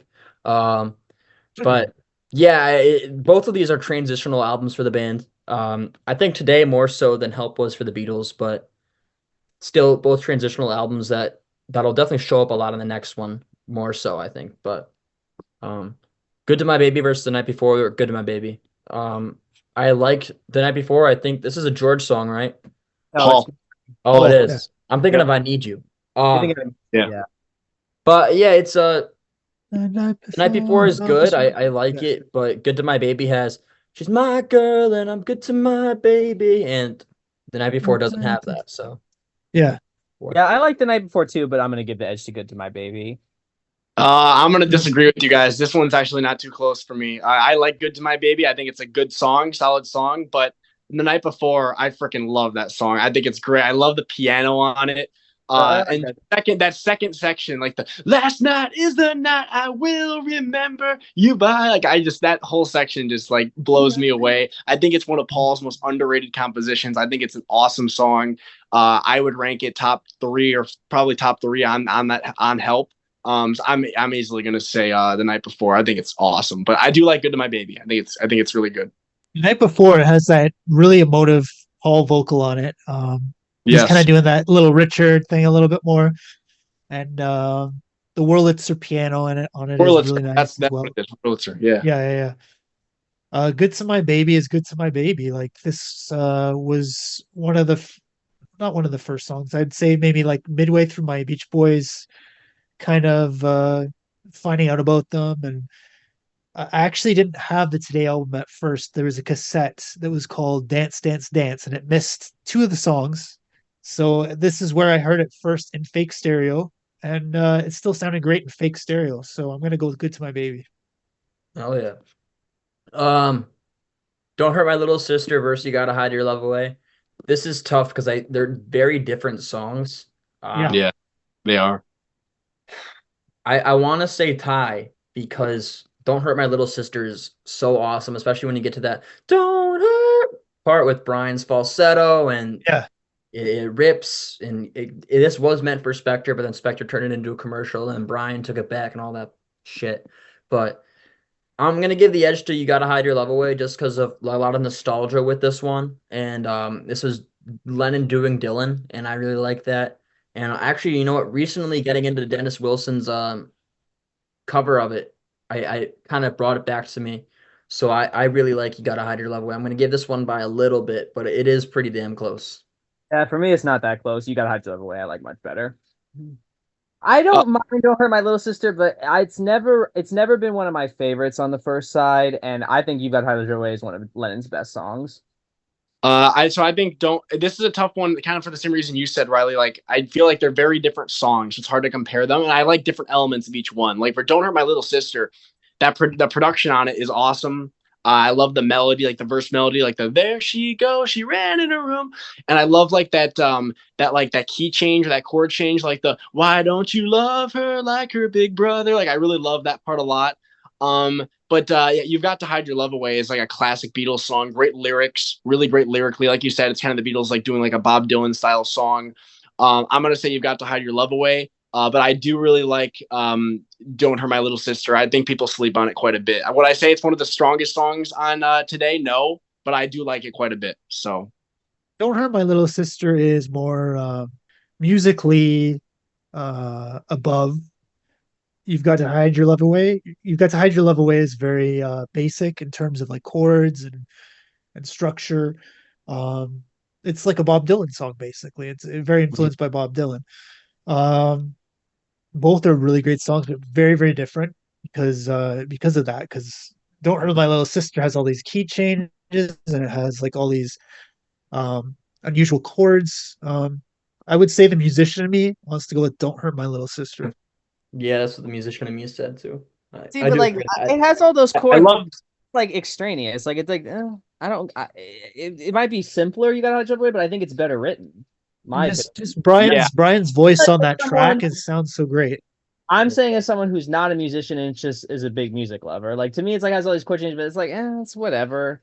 I don't know. I've never been. I don't like it as much as the rest of you do. That's fair. And I mean, I honestly, will. it was reading that person. I said it's almost like comes across as abusive, right? Or no, that was the other song. She knows me too well. Yeah, different songs. That's a good one though. Anyway, no, yeah, for me now, easily you gotta hide your love away. When I grow up versus I need you. I don't think this is close. When I grow up, I think Yeah. George is evolving as a songwriter, though. I think on this one, um, like the "Come on back to me," like that part's good, and Also, Yeah. I love the bridge. and George is really evolving here as a songwriter. But I'm gonna go with the "When I Grow Up." It's that "Won't Last Forever" part is absolutely stunning. Yeah, I really do like I Need You, but yeah, no, not even close. When I Go to Be a Man, that song is just there's something about that song that just really hits home. I like you said, I think it's that fade out part, but I do really like I Need You, but yeah, easily When I Go to Be a Man. Yeah, for me too. When I grow up to be a man, and for me, like, yeah, I love the part like you mentioned, like the end, the "won't last forever." That's the highlight of the song for me. Really melancholic. I like the lyrics. I think it's a great song. I need you. I like the use of Justin. It's like guitar feedback, right? Is that what it is, or the sound that It's he like a gets? volume pedal. Volume pedal. Yeah, no, Volume I pedal, yeah. like that effect. Very cool. I know that's like an early use of that. But and I do think it's definitely shows George evolving as a songwriter for sure. I like that middle section as well that you mentioned, Riley, but or Matt. Yeah, I'm gonna go When I Grow Up to Be a Man. I do like it a lot. So I feel the same way as you guys when I grow up to be a man. Yeah. Yeah. All right. Help Me Rhonda without the H versus Another Girl. Help Me Rhonda. Production, even no matter how you could say the production's bad, but I think the songwriting is just a lot better than Another Girl. I like Another Girl. It works great as a album track, but besides the verses, I don't really care too much for it. Yeah, I don't know. I really don't like this version of Help Me Rhonda at all. I think the other version is so much better. But I kind of agree with what you say about Another Girl. Like it's fine as an album track, but it's not a highlight, so I'm still gonna go with Help Me Rhonda. if it was the other version of Help Me Rhonda, I'd probably go Help Me Rhonda, but I'm gonna go Another Girl. I really like Another Girl. I think it's another underrated McCartney song. I love the and she will love me till the end through thick and thin. Like it's got a lot of really nice moments. It's again kind of got like that underlying like kind of I don't know. It's got like that theme, like that kind of like that melancholic vibe. I like it a lot, so I'm gonna say Another Girl.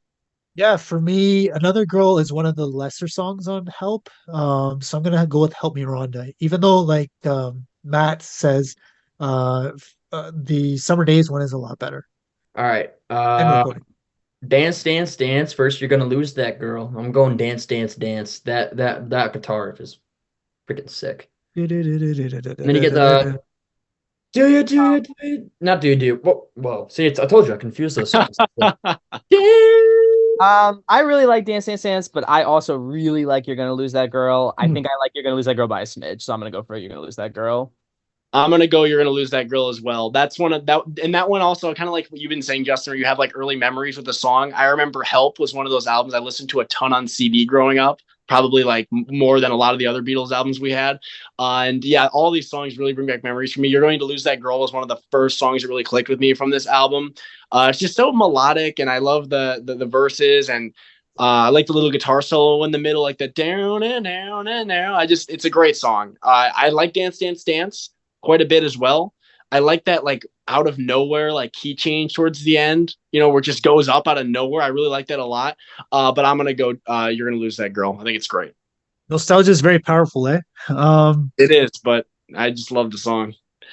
Dance, Dance, Dance for me. I love the 12-string guitar at the beginning with the bass doubling it. Yeah, it's just a great song. It gives me really great memories of my childhood. Yeah. Dance right on the spot. Please Let Me Wonder versus Ticket to Ride. This is Oh, a really tough one because it is. these are Please Let Me Wonder is I think it's my second or third favorite Beach Boys song, period. But Ticket to Very Ride, different songs. one of my favorite Beatles songs, period. Oh, man. I'm just looking at it based on where I ranked them on each list. I'm gonna have to give it to Please Let Me Wonder though. Um, that I Love You part is so out of nowhere, but so freaking awesome. And the whole song for me is like chord wise, if you really look at it like musically, it is like a lot like Don't Worry Baby, Don't Worry Baby.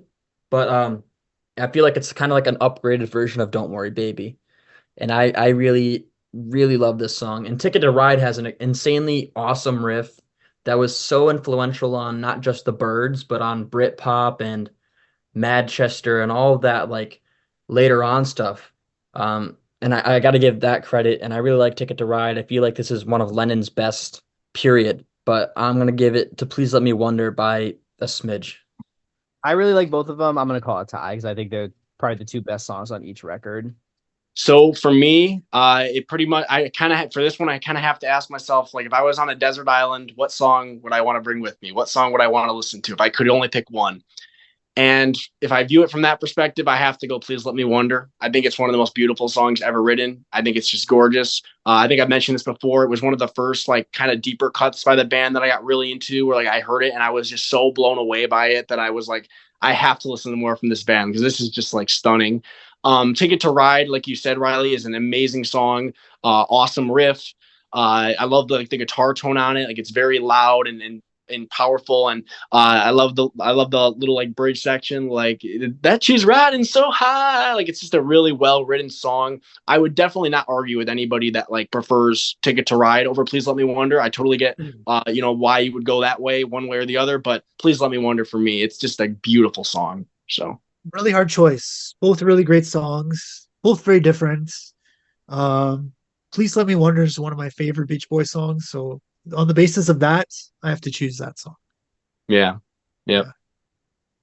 Please Let Me Wonder is like my third favorite from the Beach Boys, and Ticket to Ride maybe like number 10 for the Beatles, but Please Let Me Wonder is so beautiful. Like I said, for me personally, it's like a better version of what is already a incredible song. And then you get to the I Love You. I don't know who said it. To this day, I've heard Carl. I don't know, but Somebody cleared it up. I think it might have been on that other podcast, like Beach Boys Talk. Somebody like explained the story of it. I want to say it was Brian, but I might be wrong. But it doesn't. Marilyn says it was Brian.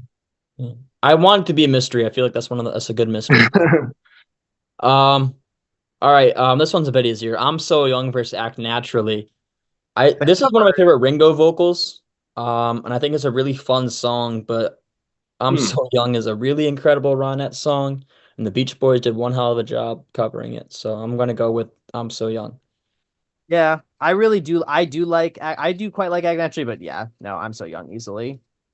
I'm gonna go I'm So Young as well, but I do really like Act Naturally. I think it's like one of Ringo's best vocals with the band. I think it's a lot of fun, really fun song, fun cover. I'm So Young is a great cover as well. I just think it's really well done. I will say I really love the Ronettes version as well of this song that they did, but the Beach Boys version is really good. So I'm gonna go I'm So Young. Very, very different songs. I'm So Young. Yeah. I love the second part of it when it comes in at the end. Act Naturally has a very charming vocal by Ringo. It's very, very, very Ringo. I would say I'm So Young. I'm So Young. Yeah. All right. Kiss Me Baby versus Only Love. Kiss Me Baby. Yeah, Kiss Me Baby. It's Only Love is kind of fluffy. Only love, Baby and that It's is Only all. Love. We're gonna have to do a Last Love album draft Kiss soon. Me Baby is awesome. Yeah, Kiss Me Baby easily. Can only have songs with the word love in the title. There you go. Kiss Me Baby easily for me as well. It's a beautiful ballad. I don't rank it quite as high as I do like Please Let Me Wonder and She Knows Me Too Well, and In the Back of My Mind. I do put it a little below all three of those, but I do really like the song a lot. It's really well produced, great vocals from Mike and Brian on it. So I'm gonna go Kiss Me Baby. It's Only Love is fine. Like I like it, but like it's definitely not. I don't think it's a highlight of Help. And I'm pretty sure John even called like the song like I think he kind of trashed it. He was like, yeah, it's rubbish. It was like one of the songs that he said was like no good. But I don't think it's bad. I just don't prefer it to Kiss Me Baby. Yeah. Kiss Me Baby is one of my favorite Beach Boys songs. I'm just gonna keep it at that. Yeah. Yeah. Yeah, She Knows Me Too Well versus You Like Me Too Much. Again, I'm going She Knows Me Oh, Too Well. I feel like this is like I feel like side two of today is super unfair against Help. Yeah. So Yeah, I do like You Like Me Too Much, but yeah, nah, easily She Knows Me Too Well. Same here. Easily, She Knows Me Too Well. Like, I think it's a top-notch ballad. I think I might have put it in my top 10 for when we did the Beach it's Boys. in my top 10. It's my number 10. Yeah, it's one of their very best ballads. I love the lyrics, like so like introspective and melancholic and just really moving. I will say though, I am a defender of You Like Me Too Much. I know some people like kind of say like, oh, that song's kind of whatever, like it's one of George's weaker songs. And maybe it is like musically, but I think it's a lot of fun. I love the Wurlitzer piano on it. I think it is. And I just really like the melody. Like it's fun to sing along to, and I really like the song a lot. So I will defend that song, but definitely no contest. She Knows Me Too Well. Yeah. She Knows Me Too Well. It's just the chords and like the harmonies, the melodies, just really, really well thought out, really, really well constructed on this album, especially side two. Like you can tell like a lot of work went into putting this together. So She Knows Me Too Well. Um, Miles ahead. yeah, in the Yeah. back of my mind versus Tell Me What You See in the back of my mind. Yeah, in the back of my mind. Yeah, no debate for me. In the back of my mind, that I know I did put in my top 10 Beach Boys songs. I think it's in Absolutely. your top 3, right? Great. Yeah, great vocal from Dennis. Great, absolutely love the arrangement on this one. I mean, this thing is just so well produced. Just an amazing song, and of course, I also love Brian's demo version of it that he did in the '70s on the piano. I like that version too. But yeah, in the back of my mind by a mile. Yeah. In the back of my mind for me too. Yeah. Bull Sessions versus I've Just Seen a Face. This is the one time I won't defend Bull Sessions. I've Just Seen a Face is one of my favorite McCartney songs. Yeah, face easily, not even a discussion. Such an underrated song. I remember my brother is actually a pretty decent sized Beatles fan, and he loves McCartney. And I remember the first time I showed this to him, he loved it. So Yeah, it's kind of cool that started off the American Rubber Soul. I really like Drive My Car too, though, but I feel like as if you think of Rubber Soul as like more of because the American one's more folksy, it works better as an opener than Drive My it Car. does. My Car is more like yeah, Yeah. I think it fits. Yeah, it's no question for me either. I totally agree with you guys. I've Just Seen a Face. It's kind of like I kind of view it like similar. Like I Don't Want to Spoil the Party. It's kind of got like that fun like country rock vibe. Also, I love the Wings Over America version that like Paul did live of I've Just Seen a Face. I think that's great as well. But yeah, I mean, Bull Sessions. I mean, hey, I love my man Dick Rising, but I gotta I gotta go. I've Just Seen a Face. So Earl. I'm gonna go with I've Just Seen a Face as well too. Like I really love like the country kind of guitar and yeah, it was I think it's the first song on the US Rubber Soul, like you mentioned. It is. So this was Yeah. like one of the first Beatles songs I ever heard. So yeah. Yeah, and then we have one more song on Help. We do not have another one after that. No. I don't know that likes It ends that. on yesterday. It ends on yesterday. It's awesome. Yesterday is I know Paul McCartney or John Lennon wasn't a huge fan of it. I know Bob Dylan was not a huge fan of it, but I love Yesterday. I like Dizzy Miss Lizzy. I guess I'm the only one. What's Dizzy Miss Lizzy? The final song that you keep acting like doesn't exist. Is that the US person? I don't know, man. yeah, I mean, Yesterday is just beautiful. I mean, you can see why it's like one of the most covered songs of all time. Such a beautiful ballad, great vocal. Really an influential song. I feel like it really influenced a lot of artists, to write similar songs like that, like very like melancholic, introspective ballads. Yeah, I mean, Dizzy Miss Lizzy doesn't do much for me whatsoever. I'm glad it's at the end of Help. I don't like. I wouldn't say it's like terrible, but I do think it's not a great way to close that album. Actually, I was just recently watching a video where they talked about like strong albums with like one shitty song, and they specifically called out this song. I don't know if I would go that far, but I definitely think it's the weakest point on Help for sure for me. It's not bad, but it does not belong on the album. At the very least, not at the end. Would have been better. It's a step backwards. It's a huge step back. You go from what is, I guess, their proto Revolver, proto like Rubber Soul, right back to here's another cavern song we like to do, and it's just Well, also Yeah. it was originally recorded for the American market, and they just threw it on Help at like the last minute. Yeah, yeah, and I think they would do this song live too. Yeah. And I'm sure like live it was probably a lot of fun, like listening to it. But like, yeah, as an album track, it's definitely feels like a step back. yeah. They could have done 13 songs because they did that for Hard Day's Night. Yeah, That they did it for Mhm. Sgt. Pepper's too later on. yeah, but you know, I feel like we should probably save our like album reviews for these kind of particular like which one won for after 65 because I feel like you kind of need both albums together. I feel like that's kind of a fair thing. Do you guys agree? Yeah, that's fine. That's fine with me. Uh, all right, Rubber Soul over Summer Days. Mhm. Right off the bat, this one I gotta admit is pretty tough because Girl from New York City is a super rocking song. I really like the California gas gun. That part's super cool.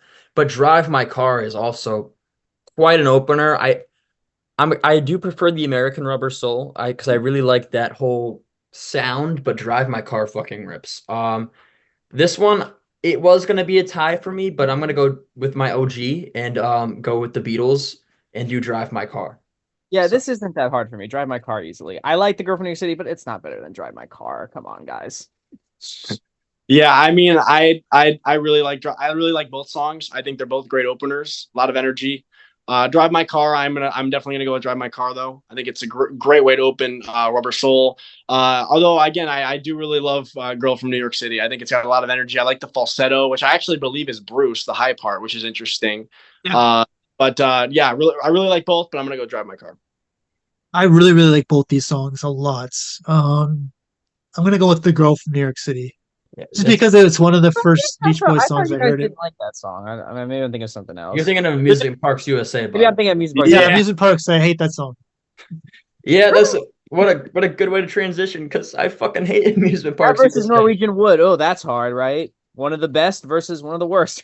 Yeah, I mean, County Fair's been growing on me, but not Amusement Parks has not. I did, but yeah, it's not the best. I'm going Norwegian Wood by a lot, but you know what? Like even if it is Norwegian Wood against Then I Kissed Her or any of the side one songs from Summer Days, it's gonna be Norwegian Wood. Norwegian Wood is one of the highlights for Yeah, me. Norwegian Wood is amazing. Easily Norwegian Yeah. Wood. That's You one have, you of have George bringing in the sitar and the lyrics too. The lyrics are so dark and so awesome.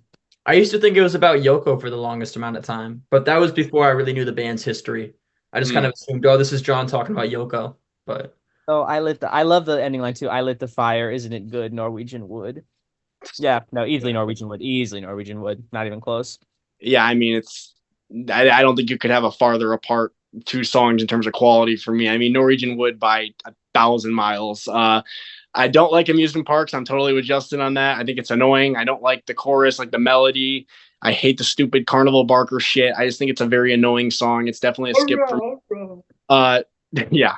But Norwegian Wood is a classic. I do have some memories of it too. Like I remember, like I think it was around middle school. I remember like learning it on violin, which was kind of fun. Oh, wow. Yeah, I remember doing that. But yeah, Norwegian Wood, great song. Definitely one of the highlights of Rubber Soul for me. So Yeah, for me, Norwegian Wood, obviously. Yeah, it's one of the first Beatles songs I ever heard, along with I've Just Seen a Face. And it was so intriguing to me at the time. You Won't See Me versus Then I Kissed Her. Whoa. I'm going to You Won't See Me. I really like the time where or the part where it's time after time. That part's so good. Yeah. It's such a I feel like it's so effortlessly good of a song. I feel like they didn't really try too hard with this one, and that's why it works so well. I really enjoy this one. This is Yeah. like It this has is that one of the songs that I found guitar, that- like the really it's like distorted. yeah.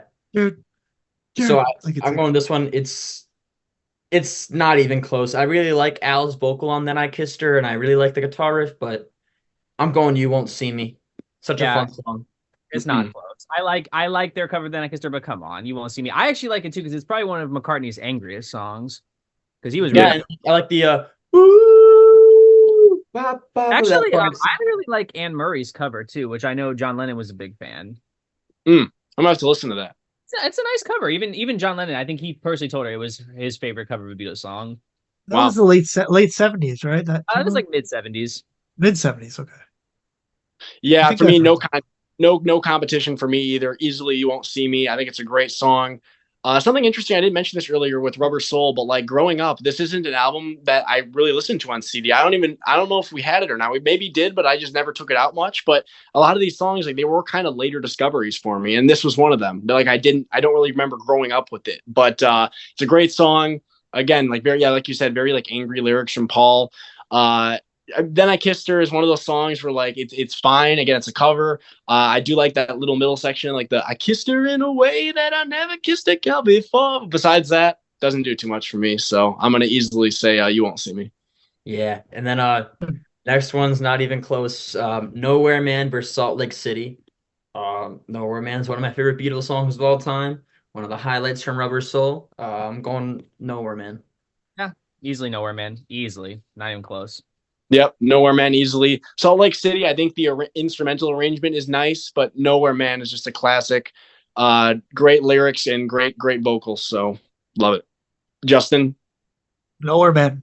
I find a lot of this album was really rushed, and they're kind of taking a step backwards on a lot of the tracks compared to what they had already accomplished with today. Isn't it crazy So that this actually was their highest charting studio album? was it? Or two on the charts, yeah. Oh wow, okay. Nowhere Man is Nowhere Man. So yeah, I'm gonna go with that. It Yeah, is. It's a classic song. Classic, Yeah. it is. the next one, this one's kind of close for me. Girl Don't Tell Me versus Think for Yourself.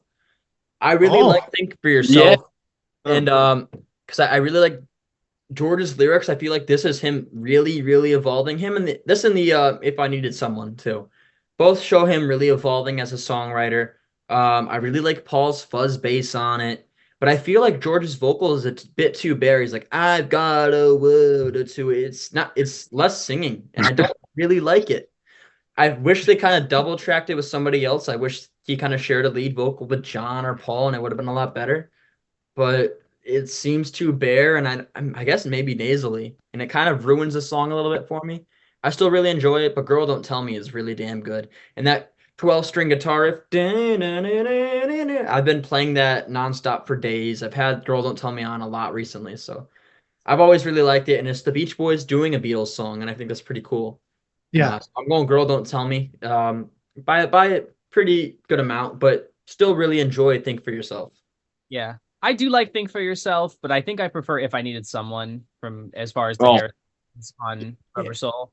But yeah, no, Girl Don't Tell Me is awesome. So yeah, very underrated tune. Girl Don't Tell Me for me. Think for Yourself actually took a long time to grow on me. I used to not care for it much at all. I do like it now. I do like kind of like you said, like the fuzz based on it. I think it sounds really cool. Easily Girl Don't Tell Me though for me. I think it's a great song. I love Carl's vocal on it. I love like the I'm the guy. It's like a great vocal. And I love the sound of the guitar, very like Beatles inspired. Ticket to Ride. You can definitely hear it, but yeah, it's its own song. So I really love Girl Don't Tell Me. I think it's a great album cut. So Girl Don't Tell Me. Think for Yourself has, yeah, like you guys mentioned, the cool fuzz bass on it. It has a lot of really interesting sound textures. There's some cool like kind of roles that Ringo plays in the middle. Um, but Girl Don't Tell Me, it has that great Carl vocal. It's one of my favorite Beach Boys songs. I said it was my second favorite or something when we did our album ranking. Just because it reminds me so much of summers when I was a little kid and listening to that song over and over and over again during the summer and going on all these vacations and stuff. It just reminds me of just such a great time in my life. Yeah. Girl Don't Tell Me is so awesome. Yeah. Probably a bigger margin than I think I said. But then you got Help Yeah. Me Rhonda versus The Word. And I like a lot of aspects of The Word. I think John said this was kind of his first attempt at making like a song like You All You Need Is Love, but 2 years before. I really enjoy a lot of it. I like the little bass line, the dun, dun, dun, dun, dun, dun, dun, dun. I think that's also a guitar line too. And Yeah. It's double. so fine, sunshine, the word is. I really enjoy that. But when you're going against Help Me Rhonda, it's not even close. Yeah, no, I agree. Help Me Rhonda. The Word honestly is probably one of my least favorite songs on Rubber Soul. It's probably my least favorite on side one of Rubber Soul. So yeah, easily Help Me Rhonda. Yeah, The Word was one that also took a while to grow on me. I do like it quite a bit now, but easily Help Me Rhonda. I think it's a great song. This is obviously, this is my preferred version of it, and I just think it's great. So help me around. Who's singing the falsetto on the word? Is that John? Oh, I have I'm not sure. I have to look. It's been a while since I've listened to the No, word. It's like one of their This is first Paul. songs with the falsetto. Oh, it's Paul? Okay, yeah. I just looked it up. Yeah, I like the word. The word is a great song.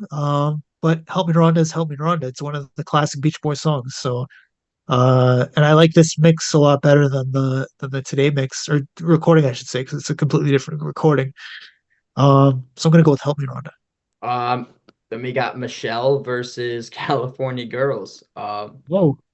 I'm going California Girls by a lot. Michelle is one I've never cared for. It's one of my least favorite off Rubber Soul. I appreciate it a lot more. I really like the acoustic guitar on it, but the lyrics are just and it's Paul being Paul, and it's like, ooh, I can speak French. I'm gonna get French girls, and it's just I do like Michelle, and I like the cheesy McCartney stuff. But yeah, no, you're put up against California Girls. Obviously, it's the cheesy McCartney is super hit or miss for me, and it's usually miss, and this is an example of it. no, I like Michelle. I do, but nah, obviously California Girls is better. Obviously, California. I really like Michelle a lot. I actually think it's great. It's one of my favorites on Rubber Soul. It's funny. I actually think there's people that would make the argument that the lyrics on Michelle are better than the lyrics in California Girls. But personally, yeah, I'm gonna go California Girls. I think it's a great song. Obviously, that opening is just iconic. Like hearing that in concert is awesome too. A great way to open the concerts, and just a great song. One of those songs that really like defines the Beach Boys for a lot of people. So I'm gonna go California Girls for sure. Michelle was one of those songs when I first heard it when I was a kid. I really, really liked it. I found it was really intriguing with the French words. We speak French a little bit in Canada. I don't speak very well, so I knew some of the words already. But if you ask me now, because I actually just listened to Rubber Soul a few days back, I actually don't like that song that much anymore. So I'm gonna go with California Girls. Hell yeah. Yeah. Although Michelle has cool acoustic guitar, like I like Yeah. that little. Yeah, I at the really like the beginning, yeah. guitar work on it. Guitar work usually I can appreciate that in almost any song, no matter how good or bad. If it's good guitar Yeah. work.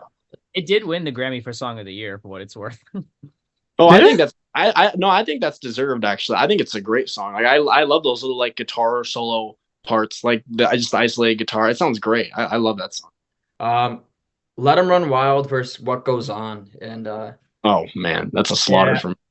yeah, Let 'Em Run Wild is awesome. But I will say this: as we go on with the Beatles stuff, I do like Ringo's vocals a lot more on the songs that he does, and I do like What Goes On. I think it's a pretty simple song. I think it's just a decent rocker. I really enjoy it.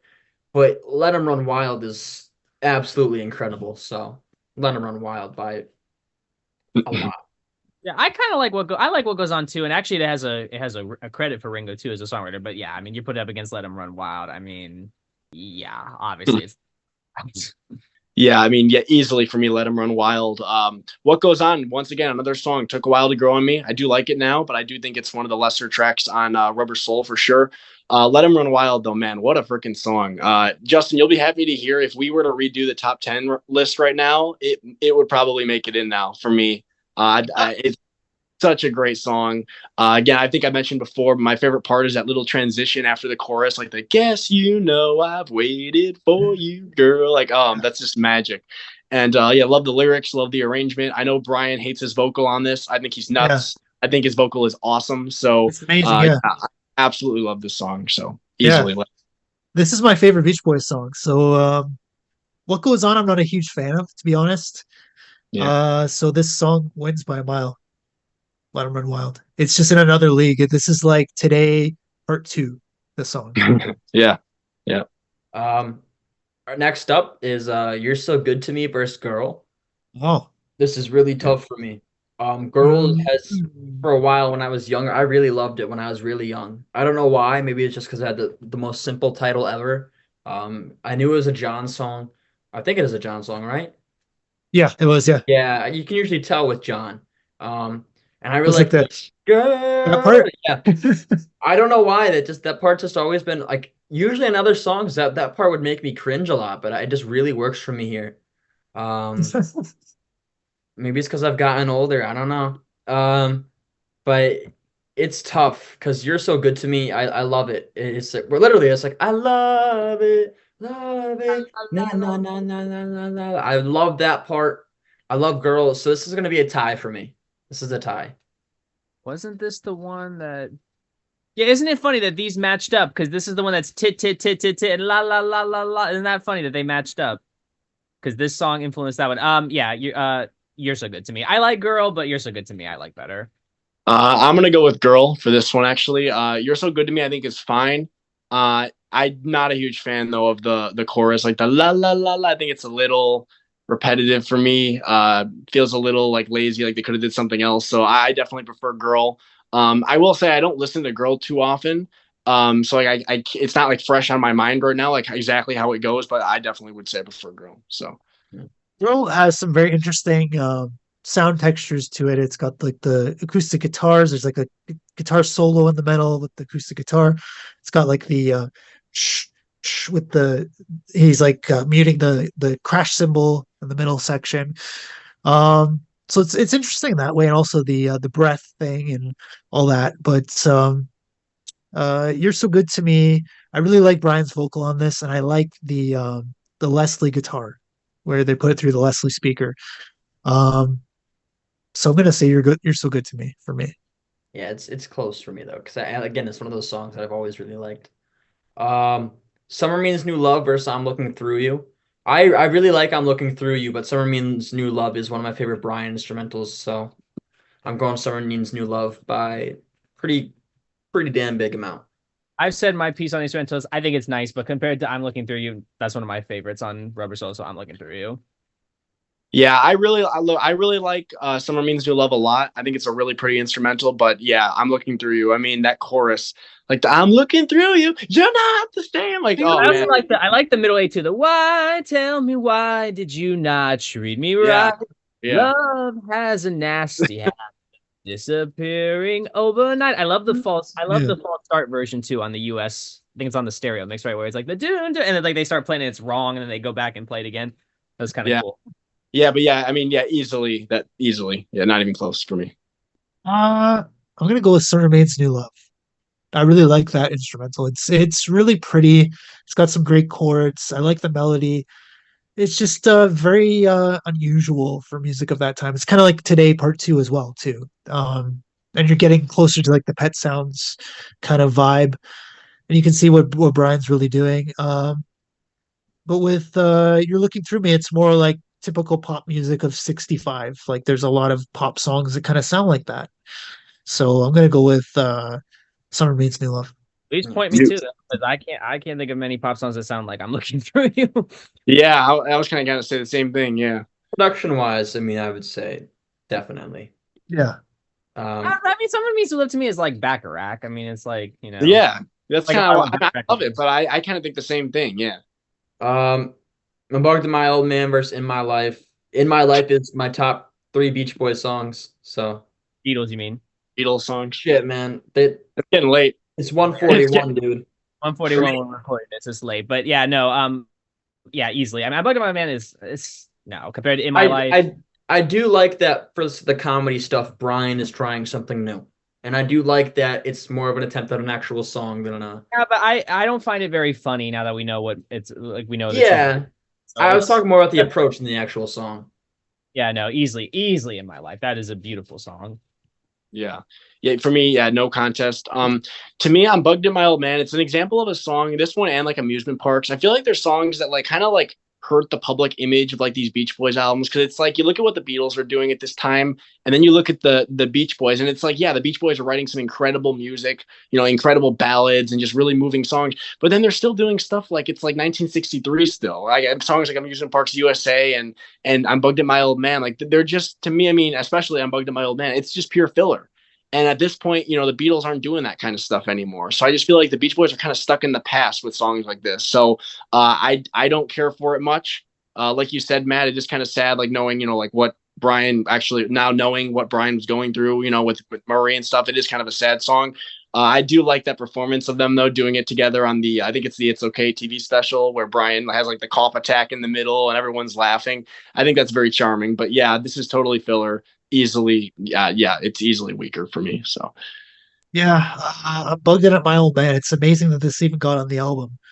There were so many other great tracks that he had lying around, like "Guess I'm Dumb," that could have easily been on the album, but it wasn't. And yes, I'm not gonna go with "I'm Bugged at My Old Man." There's no way. Yeah. That Uh, that solo on "In My Life" is incredible too. Yeah, oh yeah, George Martin. it's sped up. Yeah, Yeah, shut up. But Yeah, love it that. sounds like a harpsichord. Yeah. it sounds like a harpsichord. Yeah, yeah. It's a piano, I believe. Yeah. Yeah, and then Wait versus And Your Dreams Come True. I really like And Your Dreams Come True, but I'm going with Wait. I really like the part where it's like, "Come back to my life." Like that part's really cool. Yeah. Probably messed up the lyrics on that one, but I really enjoy Wait. I think it is more filler than a lot of the other stuff, but I still really enjoy it. I really like the vocal. I think it's fun. It's a great song, and Your Dream Comes True. I am a sucker for a lot of the acapella stuff, but I feel like they've done a lot better with some of that stuff. Yeah, I do. I'm a sucker for a great acapella, as long as it's not too gimmicky like pentatonics.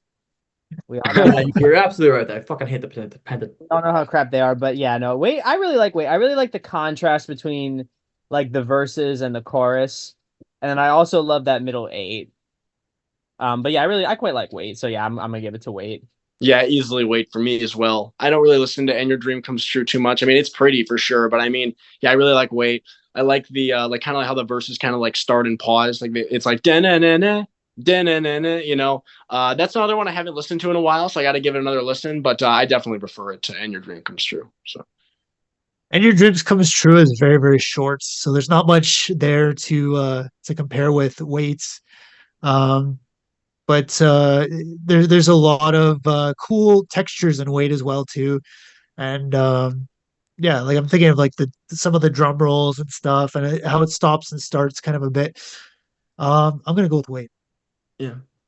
All right, and then so there's two more songs on Rubber Soul. You have George's "If I Needed Someone," which is another super super awesome 12-string guitar riff. Yeah, Super influential with that one. It's one that I've always been a fan of. I'm getting more into it too, especially with that new remix of it that I think is actually incredible. Um, that riff makes the entire song for me, and then the lyrics are actually really awesome. This is George truly blossoming as a songwriter. I think this is one of his better songs, just period, yep. from the Beatles era. So, and Run for Your Life. I like the music. I hate the lyrics. I think that's Yeah. enough. If I Needed Someone, I think it's awesome. Run for Your Life is my least favorite song on Rubber Soul because the lyrics are fucking atrocious. "If I Needed Someone" is one of my favorite songs on this album. It's probably top 2 or 3. It might actually be my favorite. It's definitely the one I've listened to the most as of late. That riff is just so great. It's got like, again, it's like that very like, it's got like the bird sound, that a lot of people know. Like kind of like an inventor of like that jangle pop sound, that like you can totally hear how artists like Tom Petty were influenced by this. Like a great bridge section as well. I forgot the lyrics to it, but I really love it. Just a great, great, great song.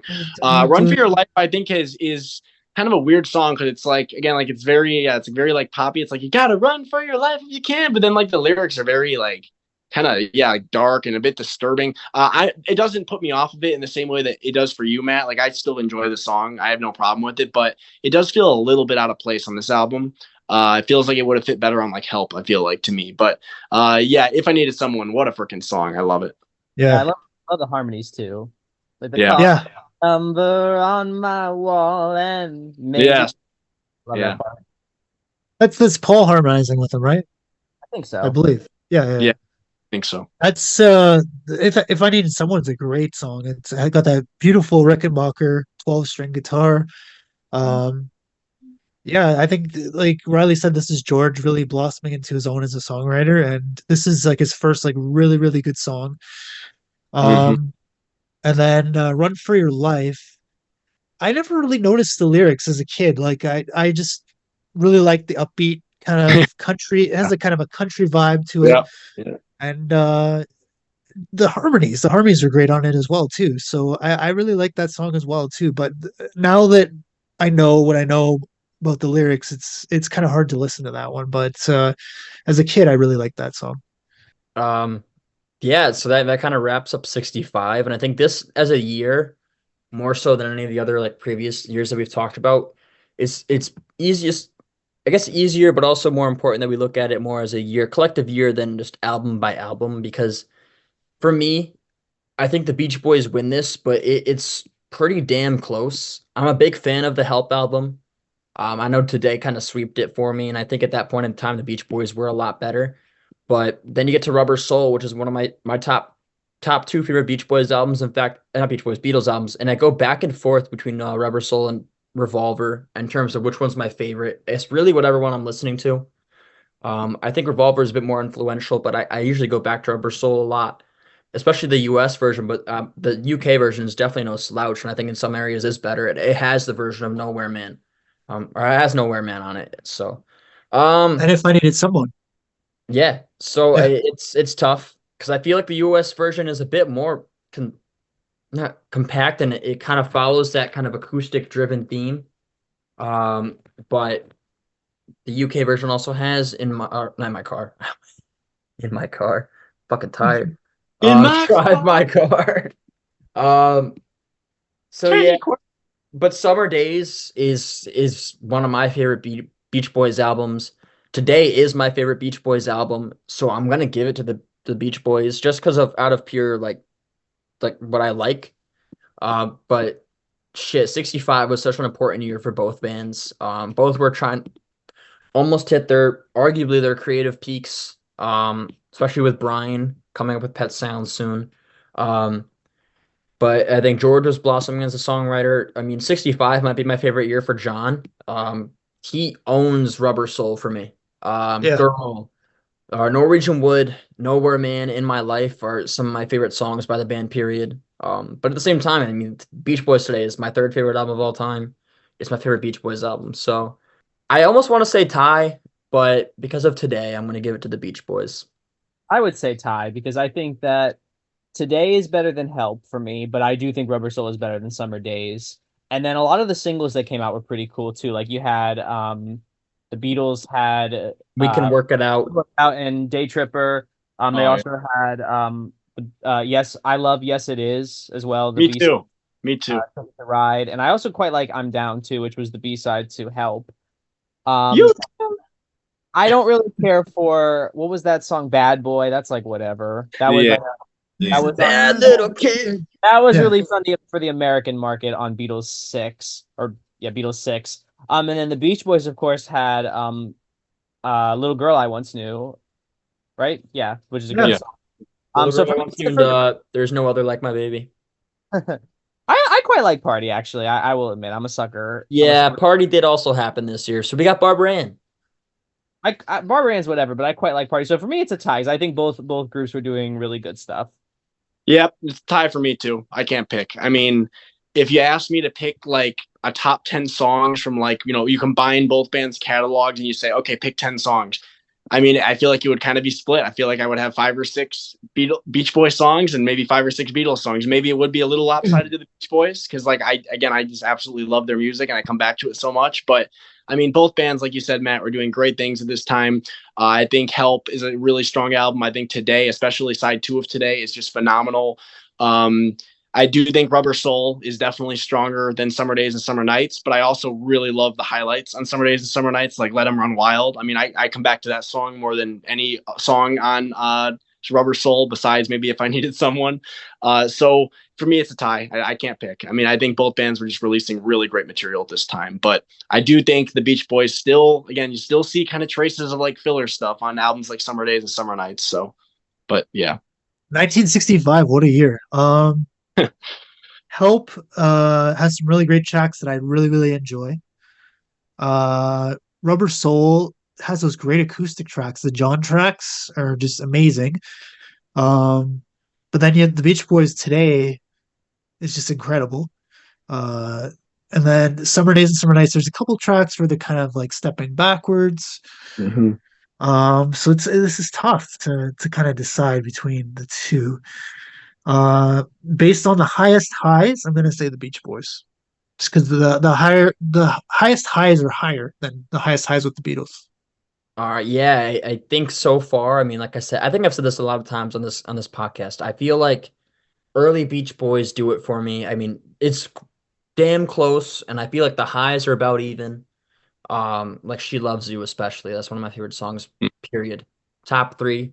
Um, but I feel like, I mean, I know I'm very alone on this because I think the rest of you guys disagree. I maybe not Justin, but I feel like albums wise, I prefer the early Beach Boys albums to the Beatles albums.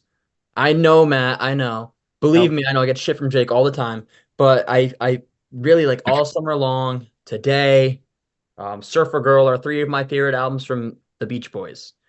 And this is right around the time where the Beatles are kind of getting in that for me, that where they are some of my favorite albums of all time. With Rubber Soul, Revolver, Abbey Road. I really love Let It Be. And you know what? I really do like With the Beatles. I think that was the only one that really beat out the Beach Boys for me in this.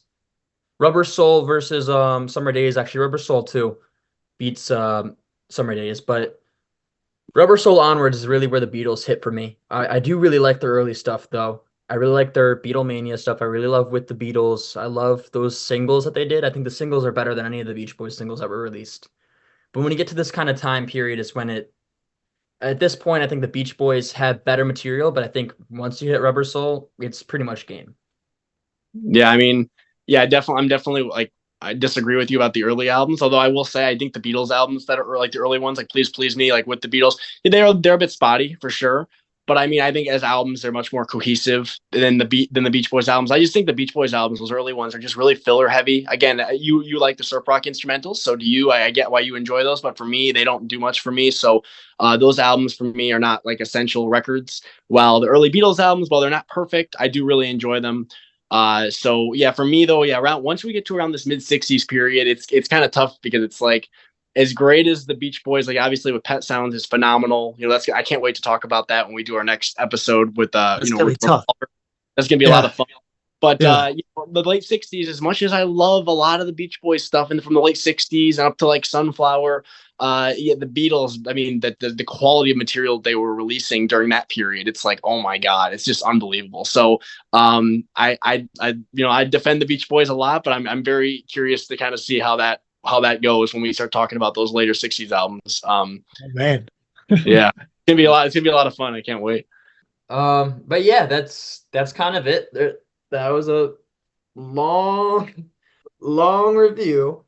Yeah, there might be some post-production editing here to edit this down a little bit, but yeah, that was a lot of fun, guys. That was fun. Yeah. Hard. Yeah, Yeah, for it sure. is. No, Yeah. it's interesting because like the fact that we did this like chronologically, because it's like, yeah, it's kind of cool. Like what Riley said, like you kind of get like the highs and lows of each band. It's like at one point maybe like one band's more on the upswing, and then at another point the other band's more on the upswing. So it's really interesting to compare the albums. They're like feeding off of each other. You can tell. Right. Yeah, Yeah. you can hear that in a lot of the songs. Like you think of like "Girl Don't Tell Me," like the "Ticket to Ride." I feel like there's a lot of comparisons you can make. So, I really enjoyed this a lot. It was a lot of fun. Again, these bands, I mean, they're both like absolute, like total, like all-time favorites of mine. So, the Beatles are the band that got me into music, I feel like, and the Beach Boys are the band that like, I don't know, I don't want to say has kept me into music, but I mean, they're the band I listen to the most, and I have for the past 3 years now. So. Thank you, everybody, for listening to the 17th episode of Good Timin. I hope you all enjoyed the show. It was a lot of fun discussing both the Beatles and the Beach Boys music with you guys, and I'm looking forward to continuing our discussion on a future episode where we will discuss the band's albums from 1966 through 1970, which should be very interesting as well. God knows how long that one's going to go, by the way, with like the White Album and stuff. But as always, if you like this podcast and want to hear more, feel free to subscribe or follow wherever you're listening. We greatly appreciate the support as it motivates us to make more episodes in the future. And then also as a reminder, the podcast is available on YouTube, Spotify, and Apple Podcasts. So there's plenty of different places to listen and keep up with the show. So thank you again for listening, everyone. And we will see you all next time. Bye-bye.